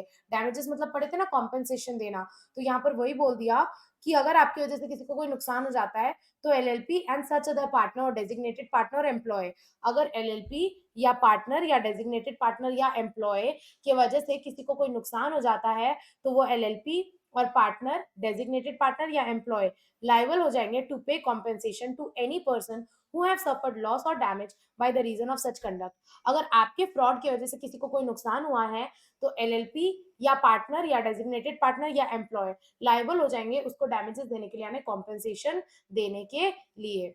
लेकिन हाँ, एलएलपी लाइबल नहीं होगी कब, अगर जो कांड हुआ वो एलएलपी के बिना नॉलेज के हुआ है तो ये था फ्रॉड की लाइबिलिटी, कि अगर फ्रॉड होता है तो उस केस में लाइबल भी हो जाएंगे एलएलपी और पार्टनर, इम्प्रिजनमेंट और फाइन भी लग जाएगा उस पार्टनर को जिसने फ्रॉड किया, और डैमेजेस भी देना पड़ेगा, जिसको नुकसान हुआ उसके नुकसान की भरपाई करनी होगी। तो ये था आपका पॉइंट अबाउट फ्रॉड जो कि दिया हुआ है सेक्शन नंबर 13 में। ठीक है, सेक्शन 31 बहुत छोटा सा है, विशल ब्लोइंग की बात कर रहा है। विशल ब्लोइंग आपने सुना ही होगा, जैसे पुलिस, जब पुलिस चोर को पकड़ लेता है तो वो बाकी सारे पुलिस को बुलाने के लिए सीटी बजाता है ना, सीटी बजाते हैं तो वो समझ जाते हैं कि हाँ ये चोर पकड़ा गया, चोर पकड़ा गया। तो वहीं से विशल ब्लोइंग नाम आया। विशल ब्लोइंग मतलब, अगर मान के चलो मैं पार्टनर हूँ, मुझे पता है कि इस फर्म में फ्रॉड चल रहा है, तो मैं अगर उनका खुलासा कर देती हूँ, मैं उनकी पोल पट्टी खोल देती हूँ, गवर्नमेंट को बता देती हूँ या कोर्ट को बता देती हूँ, तो उसे बोलते हैं विशल ब्लोइंग। और अगर मैं ऐसा करूंगी, मतलब किसी फ्रॉड चल रहा है, मैंने कोई फ्रॉड के बारे में कोर्ट को बता दिया या कुछ यूजफुल इंफॉर्मेशन कोर्ट को दे दी, तो कोर्ट मुझे बोलेगा कि वाह मैडम आपने अच्छा काम किया है, हम आपकी पेनल्टी या तो कम कर देंगे या तो रिड्यूस कर देंगे। तो जो भी पार्टनर विसल ब्लोइंग करता है, विसल ब्लोइंग मतलब सच बताता है, अगर कहीं फ्रॉड चल रहा है, अगर कहीं फ्रॉड चल रहा है या कहीं कुछ गलत चल रहा है, मैं उसको कोर्ट में बता दूंगी तो मैंने विशल ब्लोइंग की, मैंने अच्छा काम किया, तो कोर्ट मेरी क्या कर देगा, मेरी पेनाल्टी को कम कर देगा। तो यहाँ पर बोला कि कोर्ट और ट्रिब्यूनल क्या कर सकता है, मे रिड्यूस और waive any penalty of any partner और employee who has given any useful information during investigation. Investigation चल रही थी और मैंने कोई यूजफुल इंफॉर्मेशन दे दिया, सही बात बता दी, तो उस केस में कोर्ट क्या करेगी, मेरी पेनाल्टी या तो कम कर देगी या तो पूरी माफ कर देगी। कम करने को बोलते हैं रिड्यूस करना, माफ करने को बोलते हैं वेव करना। या फिर मैंने क्या किया, मैंने कोई ऐसी इंफॉर्मेशन दे दी जिससे एलएलपी या पार्टनर या employ, sorry, any information given by a partner or employee leads to LLP or any partner or employee being convicted under the act। मैंने बता दिया कि जुर्म किसने किया, मान के चलो मैंने बता दिया ये वाले पार्टनर ने जुर्म किया है और उसको कन्विक्शन हो गई, कन्विक्शन यानी जेल हो गई, तो मतलब मैंने सच बता दिया कि असली चोर कौन है, तो इस केस में मेरी पेनाल्टी क्या कर दिया जाएगा, या तो रिड्यूस कर दिया जाएगा या तो कम कर दिया जाएगा। ये अच्छा काम होता है। तो अगर या तो मैंने यूजफुल इंफॉर्मेशन दे दी या तो मैंने कोई ऐसी इंफॉर्मेशन दे दी जिससे जो पार्टनर एम्प्लॉय एलएलपी है उसको जेल हो गई, पार्टनर एम्प्लॉय है असली गुनेगार सामने आ गया, तो कोर्ट क्या करेगा, मेरी पेनाल्टी को या तो रिड्यूस कर देगा या तो वेव कर देगा। समझ में आया? अब यहाँ पर एक बात लिखी हुई है कि हाँ, अब यहाँ पर क्या हुआ, मान के चलो अगर मैंने जो फ्रॉड कर रहा है उसके बारे में बता दिया, तो हो सकता है बाद में वो लोग क्या करें, एलएलपी में मेरे को निकाल दे या मेरे को सस्पेंड कर दे या मेरे को हैरेस करे कि तूने क्यों बताया कोर्ट को सच, तूने क्यों बताया। हो सकता है मेरे को हैरेस करने लग जाए या फिर मेरे को डराने लग जाए, तेरे को तो जिंदा गाड़ देंगे, तेरे को तो हम जान से मार देंगे क्योंकि तूने कोर्ट में सच बता दिया। तो यहाँ पर एक उसके प्रोटेक्शन के लिए कोर्ट ने एक बात बोली गई है कि नो एम्प्लॉय और partner shall be discharge, discharge मतलब निकाल देना, डिमोटेड मतलब नीचे पोस्ट पे करना, सस्पेंड मतलब कुछ टाइम के लिए निकाल देना, थ्रेटन मतलब डराना, हेरेस मतलब परेशान करना। तो यहाँ पर बोल रहा है नो पार्टनर और एम्प्लॉय शेल बी डिस्चार्ज और थ्रेटेंड और Heres merely because he has provided information. Just because उसने कोर्ट के सामने सच बता दिया तो इसकी वजह से कोई भी उस पार्टनर को निकाल नहीं सकता, डिमोट नहीं कर सकता, थ्रेटन नहीं कर सकता, हेरेस नहीं कर सकता। तो ये था छोटा सा पॉइंट विशल ब्लोइंग को लेकर के। विशल ब्लोइंग समझ में आया? Yes ma'am. ठीक है, तो यहाँ पर मैम अब कल थोड़ा सा कल बचा है, करना। ज्यादा नहीं बचा है, बहुत सारा बच्चा है। नहीं बहुत सारा नहीं बचा है, 3 पेज बचा है बस। प्लीज मैम कल। कल करना है। कब? हाँ। रिकॉर्डिंग दे दूं कि इसकी आगे की। हाँ, कि लाइव करना है? लाइव ही कर लेंगे ना मैम। आओगी? अच्छा समझ में आता है। हाँ, आऊँगी कल भी आऊँगी। आओगी पक्का? Yes ma'am. भरोसा नहीं है मुझे, तुम लोग के ऊपर से भरोसा उठ चुका है, राजनांदगाँव वाले सारे लोगों से भरोसा उठ चुका है मेरा। ठीक है। आओगी ना पक्का? हाँ मैम, गूगल मीट में तो डेली आती हूँ। अच्छा, ठीक है। यूट्यूब से क्या दिक्कत है? सेम तो है। मैम पता पता नहीं मैं अटेंड की थी, फिर एकदम जमा ही नहीं मुझे, मतलब उतना क्लियर मेरा रिवीजन ही नहीं हो पा रहा था। फिर मैं बोली मैम को गूगल मीट में ऐसा लगता है कि तुरंत पूछ लो या फिर तो वहाँ भी तो आप तुरंत पूछ सकते हो, टेक्स्ट करके। ऐसे मैंने आज अटेंड नहीं किया था। झूठ बोल रही थी। हाँ। हाँ, हाँ मैम। वहाँ भी तो तुरंत पूछ सकते हो आप डाउट टेक्स्ट करके। लाइव हो आज आ रहा है जाऊँ, वो। आज से आती हूँ।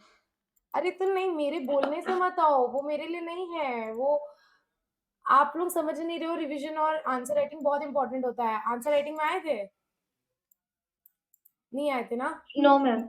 आंसर राइटिंग जो वीडियो नो है ना, मैम। वो आप लोग के लिए कोहिनूर का हीरा है, वो देख लेना, उसमें मैंने बहुत सारी इंपॉर्टेंट चीजें बताई थी। आप लोग के लिए बोल रही हूँ, मैं अपने लिए नहीं बोल रही हूँ, मुझे कुछ नहीं मिलेगा।